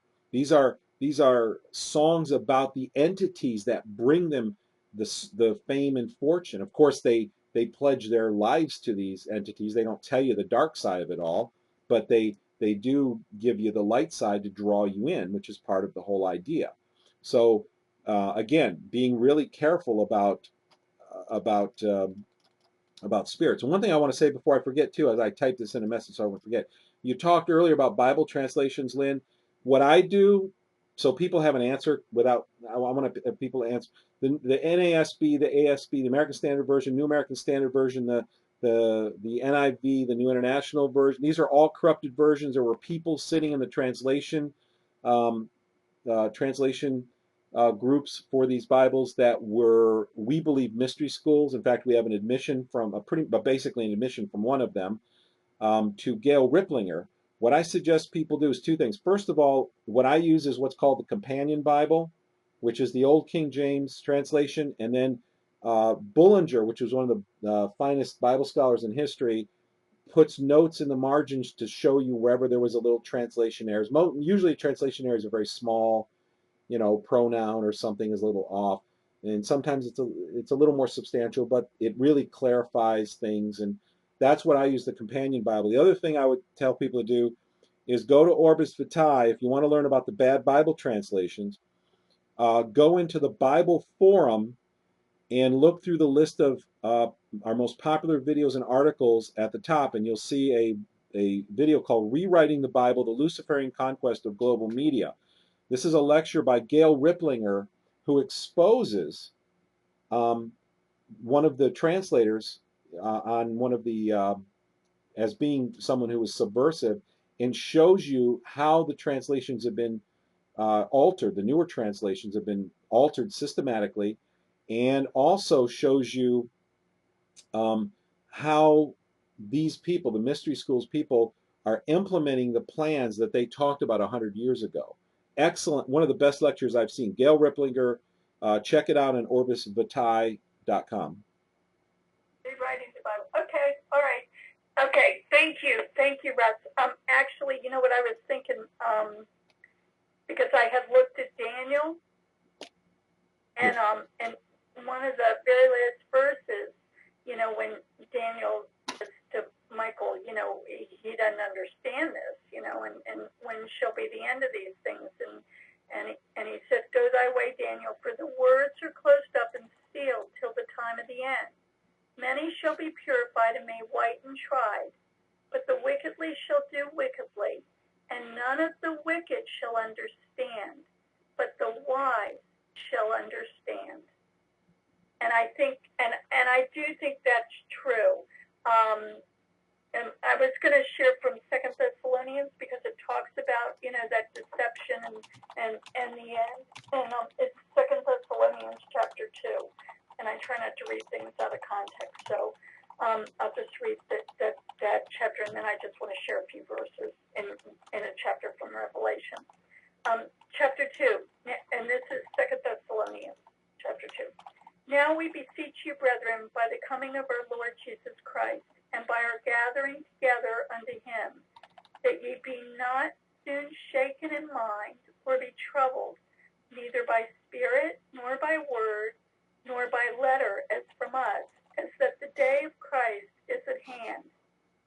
Let no man deceive you by any means, for that day shall not come, except there come a falling away first, and that man of sin be revealed, the son of perdition, who opposeth and exalteth himself above all that is called God, or that is worshipped, so that he, as God, sitteth in the temple of God, showing himself that he is God.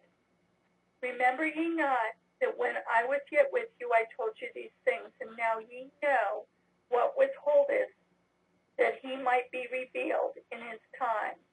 For the mystery of iniquity doth already work, only he who now letteth will let until he be taken out of the way.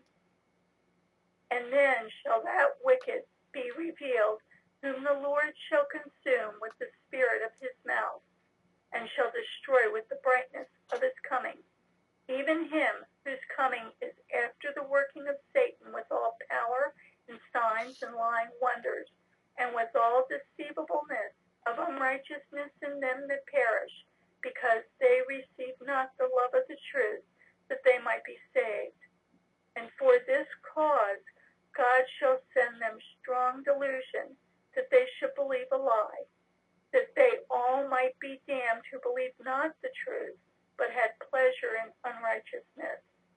But we are bound to give thanks always to God for you, brethren, beloved of the Lord, because God hath from the beginning chosen you to salvation, through sanctification of the Spirit and belief of the truth, whereunto he called you by our gospel to the obtaining of the glory of our Lord Jesus Christ.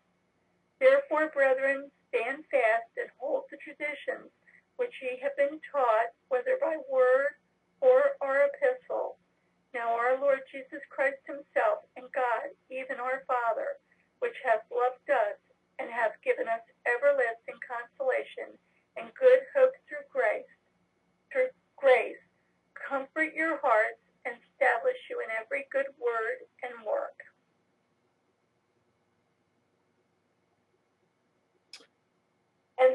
and actually, one of my favorite verses is in chapter 3, and it's verse 3. But the Lord is faithful, who shall establish you and keep you from evil. And we have confidence in the Lord touching you, that ye both do and will do the things which we command you. And the Lord direct your hearts into the love of God and into the patient waiting for Christ. Okay. Wonderful. Well, thank you so much for that. I appreciate that. Thank you. Thank you. And that, if we love the Lord and we've asked him to show us, and faith is something that, like my husband really struggled with faith. He just didn't get it. He wasn't raised around anybody who was religious. I mean, they believe weird stuff. And, and we've all grown up now, and we're so used to everything being about how we feel, which is how these modern churches are actually, because everybody needs an experience, and it's got to be a big one and a show and a production, like we've gone to a concert or something. And a lot of times God speaks real softly. It's not a big show when he speaks to our hearts, but he is faithful. And if we call on him and ask him to come into our life and forgive us, and we give him our lives, he will lead us. And we can trust him, and we can trust his word, because he is faithful. He never lied. Jesus never sinned. And he came to save us. And we have that hope, and we know. We know. We don't ever have to doubt. And his word says, and those who are faithful, who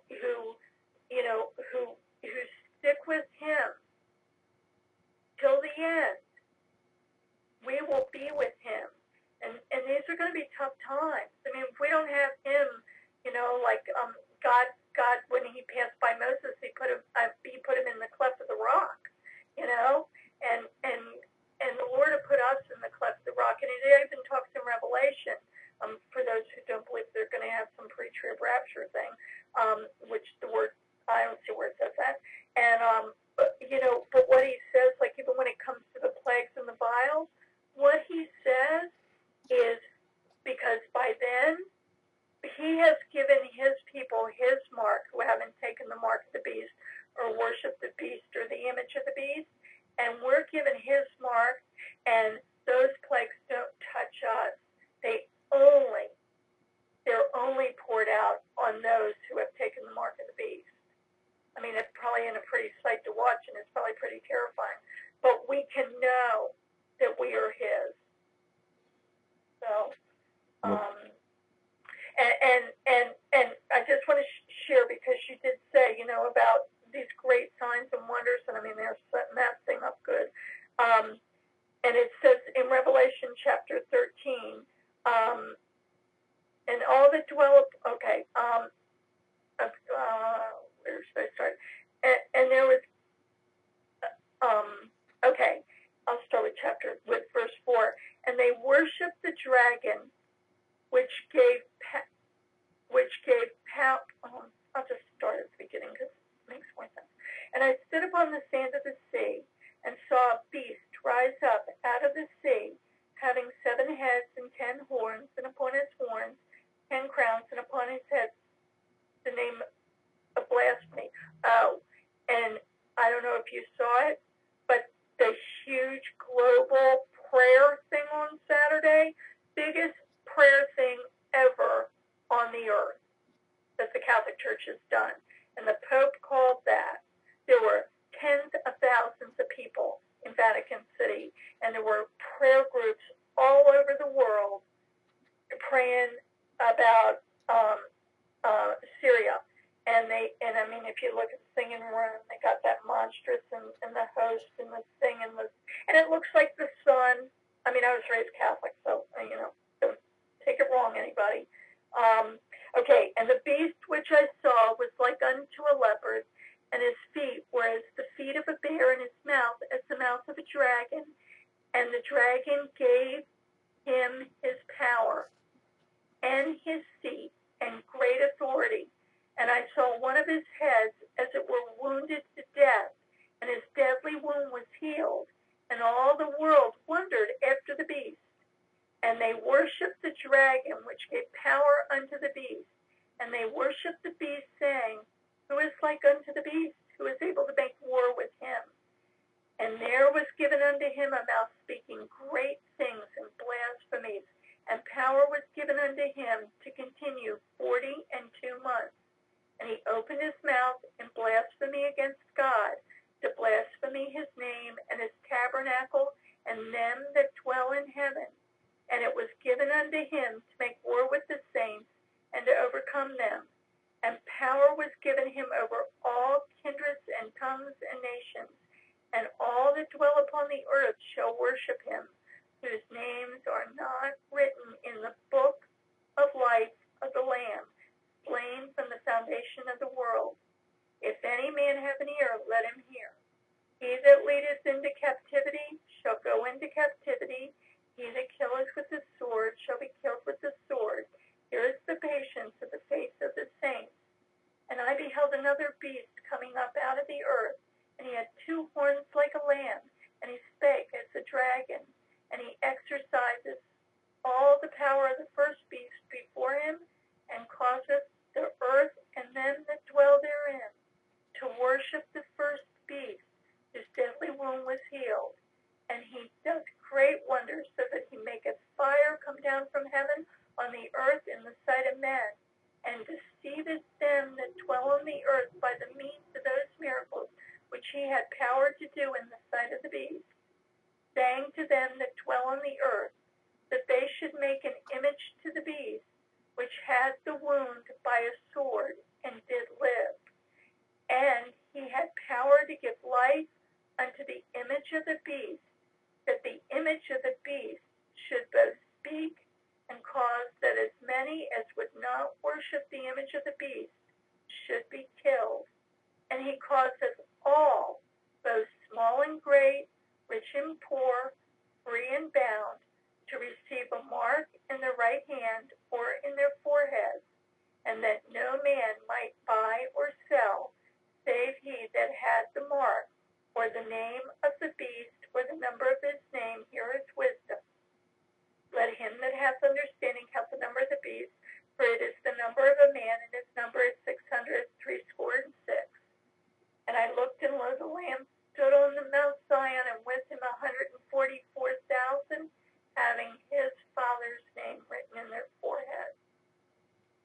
And I heard a voice from heaven as the voice of many waters, and as the voice of a great thunder. And I heard the voice of harpers harping with their harps, and they sung as it were a new song before the throne, and before the 4 beasts that are in heaven, and the elders. And no man could learn that song but the 144, which were redeemed from the earth.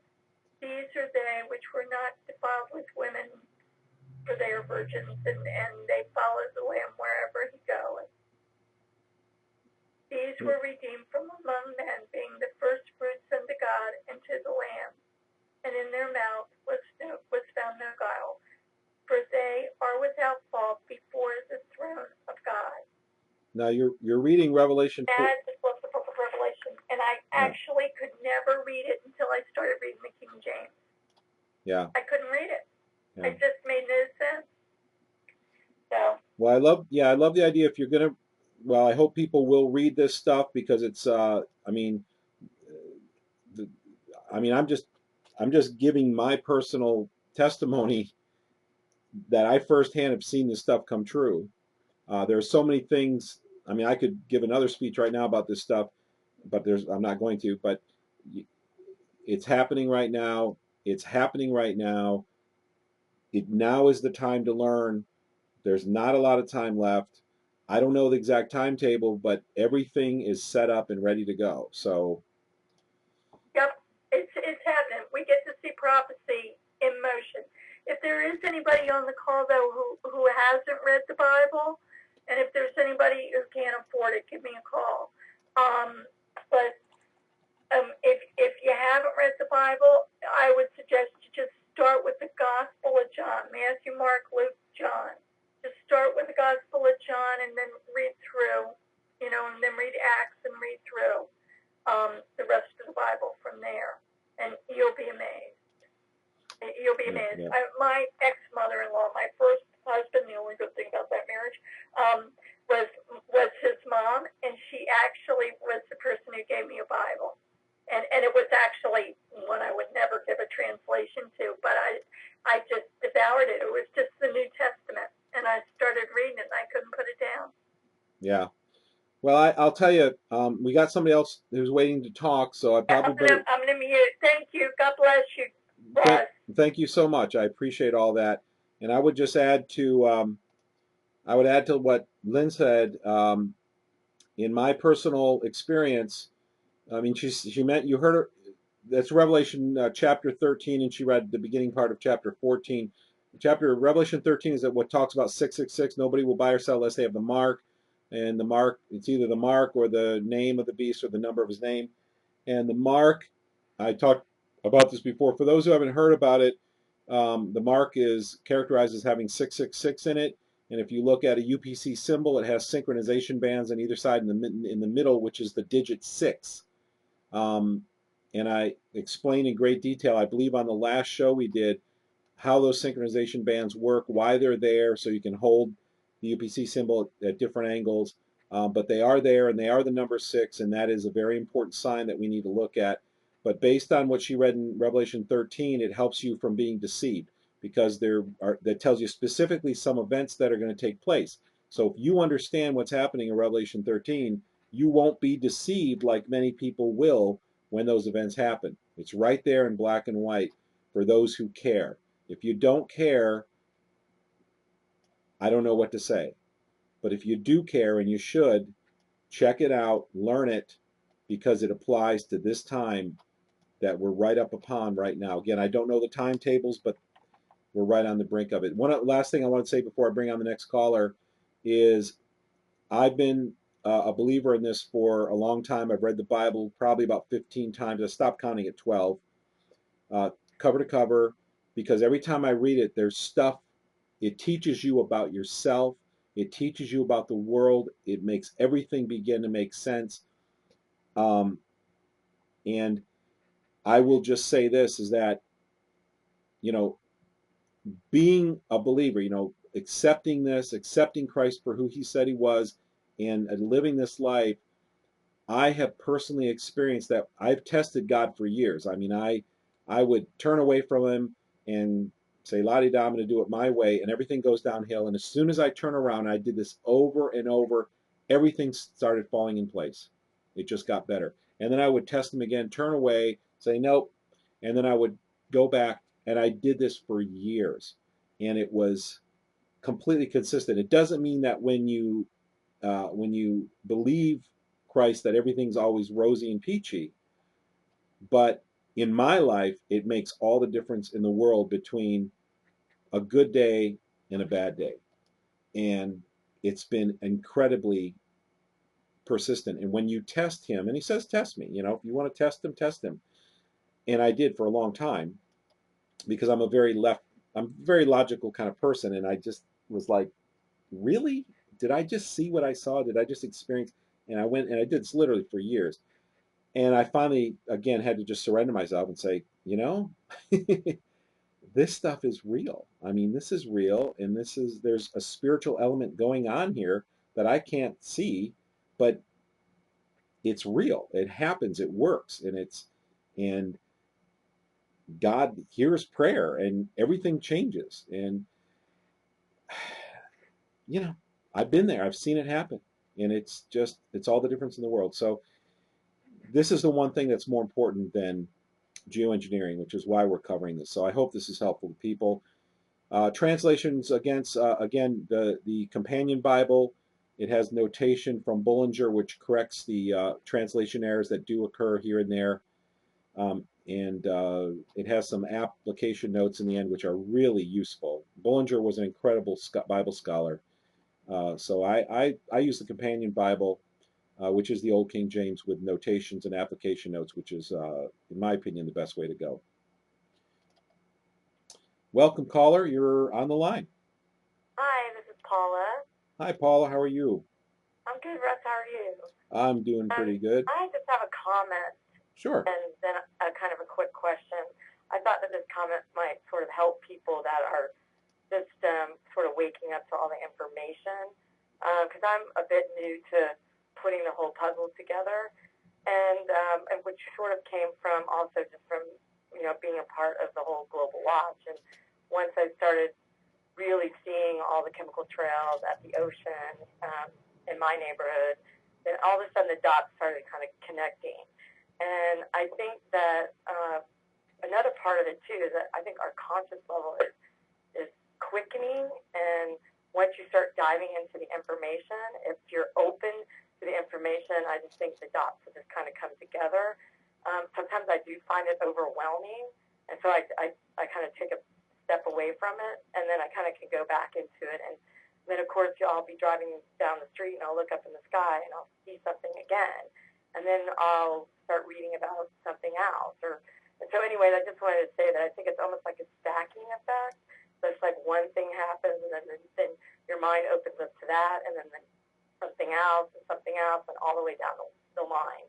And I think that it also helps open your heart, because your conscious level is opening up so dramatically. So for people that are just they're hearing the information for the first time, and they're going, I just can't believe that. It's like I said, it's sort of a stacking effect that I've experienced. And with that, I wanted to ask you a question, because I've been hearing a lot about this whole. You mentioned the comet situation, and there's just a lot of information out there right now about Planet X and Nibiru and second sun coming in. And I just wanted to know that. You want to know if it's real or? Yeah. Like, because living in California, they keep saying we're going to have this big, huge earthquake here, and that's going to cause it. And and there's so much information. They're throwing so much information at it so quickly that I was just curious of what you thought of that. Well, I'll tell you. It's funny you bring this up, because I just saw. What did I see? Oh, it was the Janet Reno thing. That when she left, she said that we're going to have a big earthquake here. It was on Yahoo. Yeah, plus they promote the idea of Nibiru. In fact, that's the planet. At the very beginning of the movie Star Trek Into Darkness, at the very beginning of the movie, the very beginning, they're running across or through a like magenta colored forest on some alien planet, and it's labeled Nibiru. And I just laughed. I was like, wow, this is just too much. I haven't studied the Nibiru issue. I would love to. I have to allocate my time wisely these days, because I take a whole day out Monday to do this show, which steals away from my workload, which is a lot on my shoulders. So I haven't really looked into it properly. And so all I can honestly say is I don't really know the answer. I have seen some interesting clues that, first of all, seeing Nibiru promoted in mainstream media puts a bit of a bad taste in my mouth, like in the movie Into Darkness, by the Star Trek movie. The fact that they're promoting it right at the beginning and making it a big deal makes me makes me realize that they want the public to believe this or accept this or be acclimated to it. I also know that Wernher von Braun talked about the asteroid situation being fake, that the threat of asteroids. And when we had that nearby fly a few months ago, some of you may have seen some of the footage of the asteroid, some of the telescope footage, and there were crafts, unless it was faked, again, and we really don't know. And that's one of the most important things in searching for truth, is you have to be honest about what you don't know, and there's a lot we don't know about the world. But if the video was legitimate, and I wouldn't be surprised if it was, there were crafts flying, or a couple crafts flying around that appeared to be shooting things at it. And I wouldn't be a bit surprised if, first of all, I believe that there's advanced propulsion. The money that's been funneled for the last 100 years into advanced technologies. William Cooper uncovered this, and this is not me saying this. This is right from documentation that came from the government that was attained by William Cooper, who was one of the world's foremost researchers on the subject. That they have advanced technologies, propulsion technologies that are based in gravity, have nothing to do with chemical propulsion and inertia. It overcomes all those problems. So these crafts, if there are some flybys of asteroids that would have never hit the Earth, I wouldn't be surprised if they would try to blow them up in such a way so that some of them would hit the Earth to facilitate chaos. And they might blame that on Nibiru. Nibiru has pulled some of the asteroids from the asteroid belt, might be their story that they will spin, because there's an asteroid belt between Earth and Mars. A lot of people don't know about that, but there's a lot of asteroids there. And it's believed that there was a planet there long time ago that exploded or was destroyed somehow.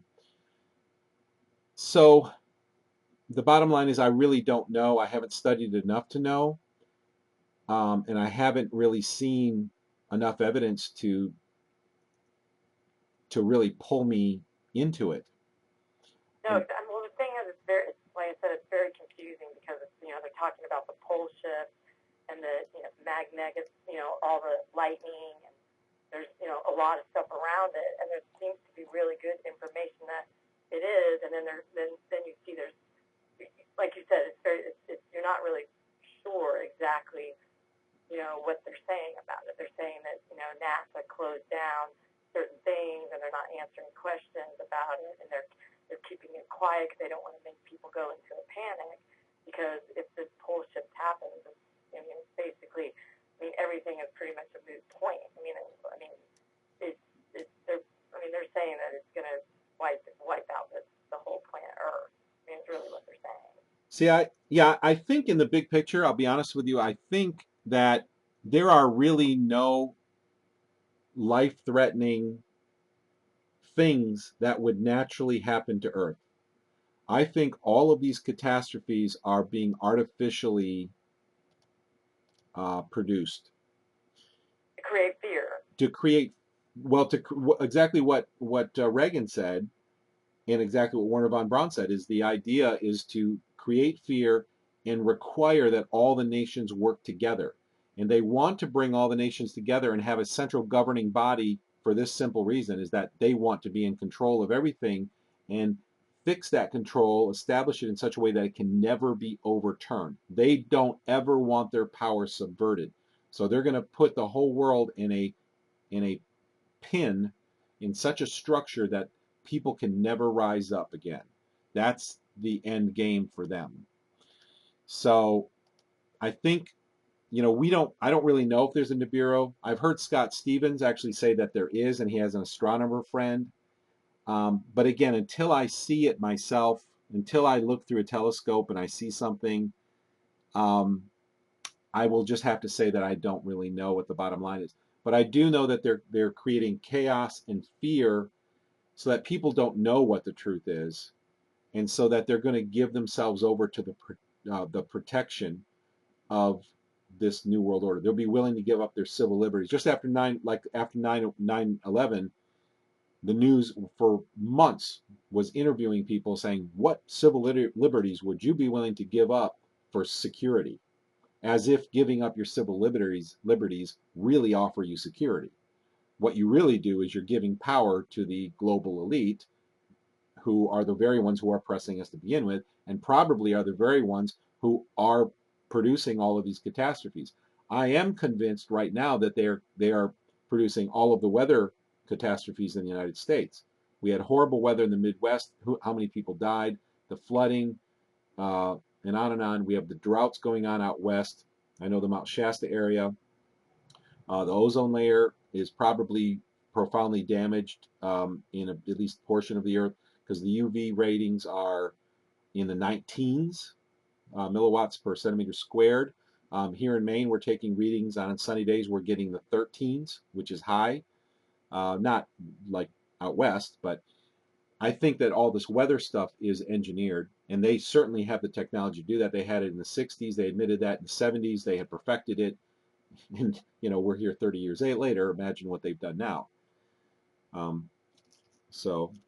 Well, I think it's just something to kind of keep just in mind, because a lot of the people that are in the group, the Global Skywatch group and Enlightened Planet and all, they're always posting stuff, like a lot of stuff about it. So it seems to be a lot of people are just concerned and they're confused about this issue, and nobody's getting a straight answer, obviously, from NASA. I mean, there's nothing.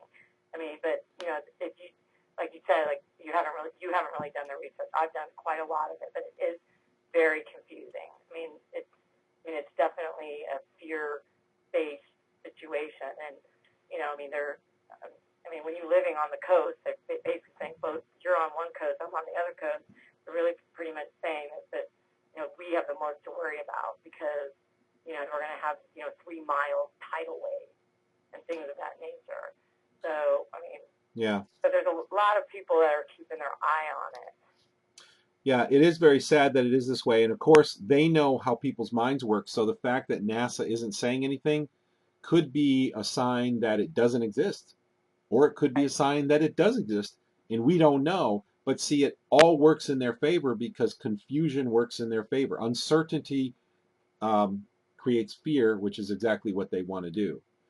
Right. So it's. And I just,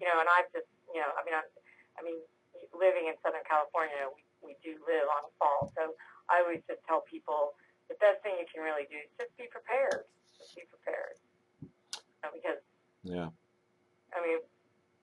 That's just, we live here, and people get complacent with that kind of thing, and it's something that we have to live with anyway. So you might as well be prepared. So without getting people freaked out about it, but it's just something to think about. Well, if you come up with any really compelling information, I wouldn't mind seeing it.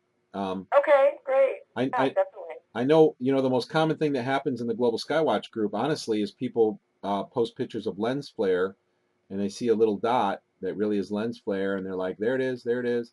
And, sometimes I don't know if some of these people are trolls or not, because no, I know. they do that sometimes. They'll post, again, they're trying to confuse the public. Some people may not know better. And who knows, some of the pictures may not be lens flare. Maybe there is something visible. I mean, I've gone out, looked up in the sky, and I don't see anything. So if these people on one coast see something and I don't see it over here, that doesn't make sense, because it should be the same size regardless of right. where on the earth you're looking. So I haven't seen it yet. Well, it was interesting that the one thing about when Janet Reno left Homeland Security, she came out and said there's going to be a natural disaster and an unprecedented level coming, and then said bye-bye and left, and didn't give any explanation about it at all. And it was on I think it was on Yahoo. So it was in the mainstream media. So, and there's little things like that, and like there's this little blurbs coming out saying things like, oh, there's going to be a big tsunami in Los Angeles.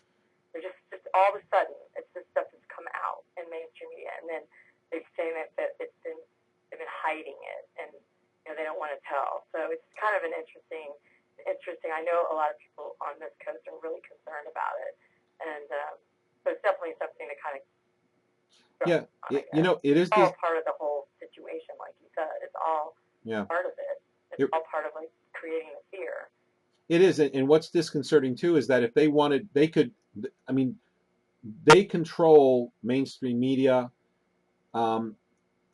People have to realize that without communication, without the internet, without mainstream media, we wouldn't know what happened up the road. Much less across the world, around the world. So, for all intent and purposes, if they wanted to claim that an asteroid hit the Earth and created a tsunami on any coast, they could just blow up a bomb underwater. Right. And we would never know. Who would ever know except the people who, the handful of people that were part of the operation? You have way too much power concentrated in the hands of very corrupt people. And so we would never know. So it is disconcerting for me, the way I look at it is having that much power in the hands of the wrong people. Yeah, exactly. Yeah. Well, thanks so much. I appreciate you. Enjoyed talking to you. Well, thank you. You too. You stay safe and send me any if you had any hard hitting information about Nibiru, I'd be interested in looking at it. But just stay safe and thanks All for the other things you're doing. keep spreading the word. We've got to wake, and that's the thing you mentioned either. I wanted to address that too, is that if you wake up to GMOs, you wake up to vaccines, whatever your passion is, if you keep searching, we all come to the same place. So, and I call that an entry point. If you're concerned about GMOs, you're going to start learning how the government's protecting it. Government's protecting Monsanto. You're going to start to learn about how they control the government. You're going to start learning about the other things like chemtrails and the other agendas going on, which are huge, and smart meters and fracking and blah blah blah. And you're going to end up in the same place as somebody who begins searching about chemtrails, and then they start seeing it's being covered up and how it benefits industry, and then how it's being controlled and covered up by the government, and then how are there other control factors and things related to it. So regardless of what your entry point, what your issue is that's really close to your heart, if you keep following it and you keep learning, we all kind of end up with the same conclusion that, wow, the whole system is corrupt. Yeah, that's why I said that's when you have to go, oh my gosh, I need a break. Mm-hmm. I'm going to a yoga class. You know? Yeah. Yeah. Well, that's where for me, it kind of, when I started learning about this stuff, I literally lost sleep for a long time because it impacted me directly because I started working for a political party and I saw the corruption all of a sudden. It was in my face every day, and I was like, the party wasn't corrupt, but they were exposing it. And I saw some of it firsthand, that what they were exposing, and I was just like, and I got really nervous. But what for me, I've come to a place in my life where if you make peace with death, which everybody should do anyway, because we're all going to die, and it's not a morbid thought to understand that there's more to life than this life, I believe. And when you understand that and you have peace with death, and this is part of what they hate about people like me or who are Christians, because we can be troublemakers for them because we just keep nagging them, and they can threaten us, and we just keep going and going, nagging them and spreading the truth, and they finally, they've got to just put us in a camp to shut us up. So, I encourage everybody, you have this incredible body, which is a machine that is symmetrical. It's got a circulatory system. It's got an electrical control system. It has a computer. It has obviously been designed. It's just, I design embedded control systems. I understand that you have to have incredible intelligence to put a system like this together. And it will lead you, when you start looking at it, it lead you to the point where you should say, where did this come from? And if so, what is the purpose? What is the purpose of all this creation? And the fact that the plants exhale the oxygen we need, and it's all a controlled system. It's not just our bodies, it's the whole world works together in a beautiful, symmetrical, balanced system. And if any part of that system were out, it could destroy all the rest of it. But it all works together. And it finally will lead you to a place, I think, where you can make peace with life and have peace with the idea of passing on. And then you can live your life in much more peace once you get to that point. I hope that makes sense. Yeah, no, it does. It really does. Yeah. Well, good. Well, thank you so much. Good night. Great talking to you. All right, you too. Thanks. Good night. All right, good night. All right, well, thank you, everybody. We have no more people in the queue. We have done another 4-hour show, which I intended on being an hour and a half. Amazing how this just happens. But, I'm glad we're getting the information out there. This is my passion in life, is helping people to become equipped by knowing what's going on and understanding it. Because when you understand something, you can gain some degree of control over it, or control in your own life to avoid the consequences of it if it's something dangerous. And it brings me a great sense of accomplishment to know that my little existence has hopefully helped in some way someone else. that is my reward.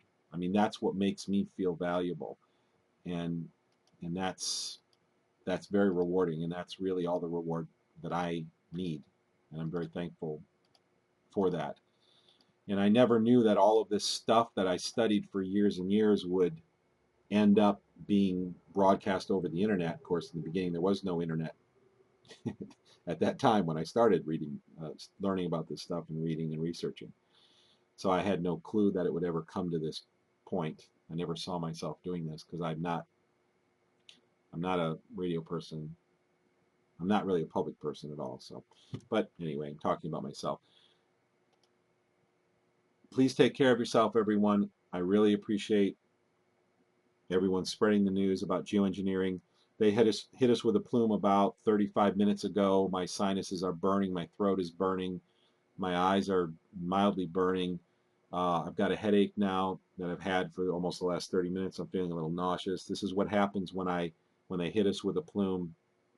The last 2 days they've been spraying us with a swamp water type, which I am convinced is biologic. It causes everybody to have sore throats.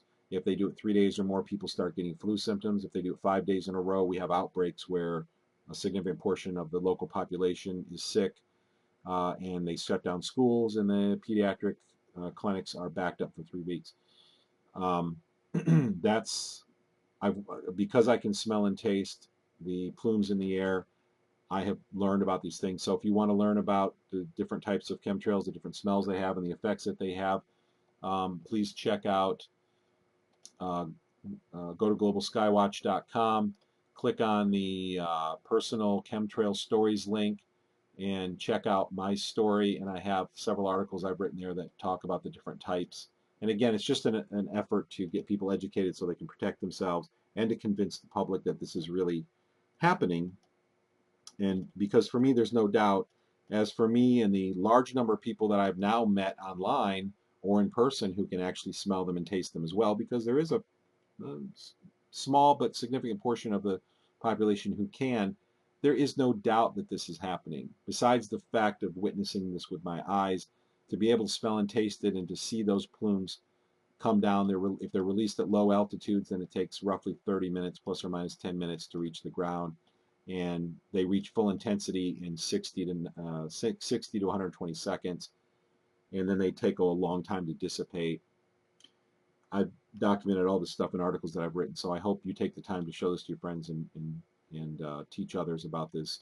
So hopefully we can put an end to this crime against humanity. God only knows how many people have already died as a result. I almost died in 2011 when I had a heart attack that was induced, that ended up being low potassium. Low potassium is induced by barium. Barium is actually used in animal testing to induce heart attacks in animals. If you breathe in a lot of barium and you're a low glutathione person like I am, because I'm high testosterone, which are typically low glutathione, and that's me, then I can't get rid of that barium quickly enough in my body, and it depletes potassium, and my potassium was dangerously low in the hospital, and that was the only problem they found which could have attributed to the heart attack that I had in 2011. So I had a chemtrail heart attack. I almost died because of this. God only knows how many people did die and haven't learned in the meantime that potassium can help protect you from the barium. Thank you all for listening in. You have a great week. Please be passionate about educating other people about this, and even if your passion is GMOs, vaccines, fracking, smart meters, whatever it is, eventually it leads to an understanding of what's really going on in the world, which is what we need people to have. And then once people have that understanding, they need to have the passion to change it. Things don't have to be this way. And even though we talked about biblical prophecy, there's a lot of latitude in those prophecies about how severe things will be. The quality of our lives is largely determined by our response to the conditions that we meet in our lives. We have so much more control and so much more influence than we realize. And when people choose to throw that away by saying, I don't want to know, I don't want to be involved, or I don't care, it's not a good thing to do. We need to be involved. We need to care. And I think everybody listening probably already knows that. So everybody, please have a good week. Check out our YouTube channel where all our programs are posted. We also have a growing collection of time-lapse photography on our YouTube channel that we're sharing with an open license for people who want to expose the dangers of geoengineering in your own videos. You're welcome to use that. You can read the license on the YouTube channel. It's just Global Skywatch is the YouTube channel you can go to. Join us, please, every Monday night, 8:30 Eastern Time, 5:30 Pacific Time, 12:30 a.m. Tuesday morning London time for Monday Night Live. And for details about the upcoming shows, we are having Clifford Carnicom on in a couple weeks. You can go to globalskywatch.com/live to learn more about that. We've had a very unusual run for the last 5 or 6 weeks where we covered a lot of subjects that are outside the immediate realm of geoengineering, but still very closely associated. And so I'm very grateful for people who have hung in and listened. We're now at 4 hours, 4 minutes, and 42 seconds. You all have a good night, and we'll see you next week.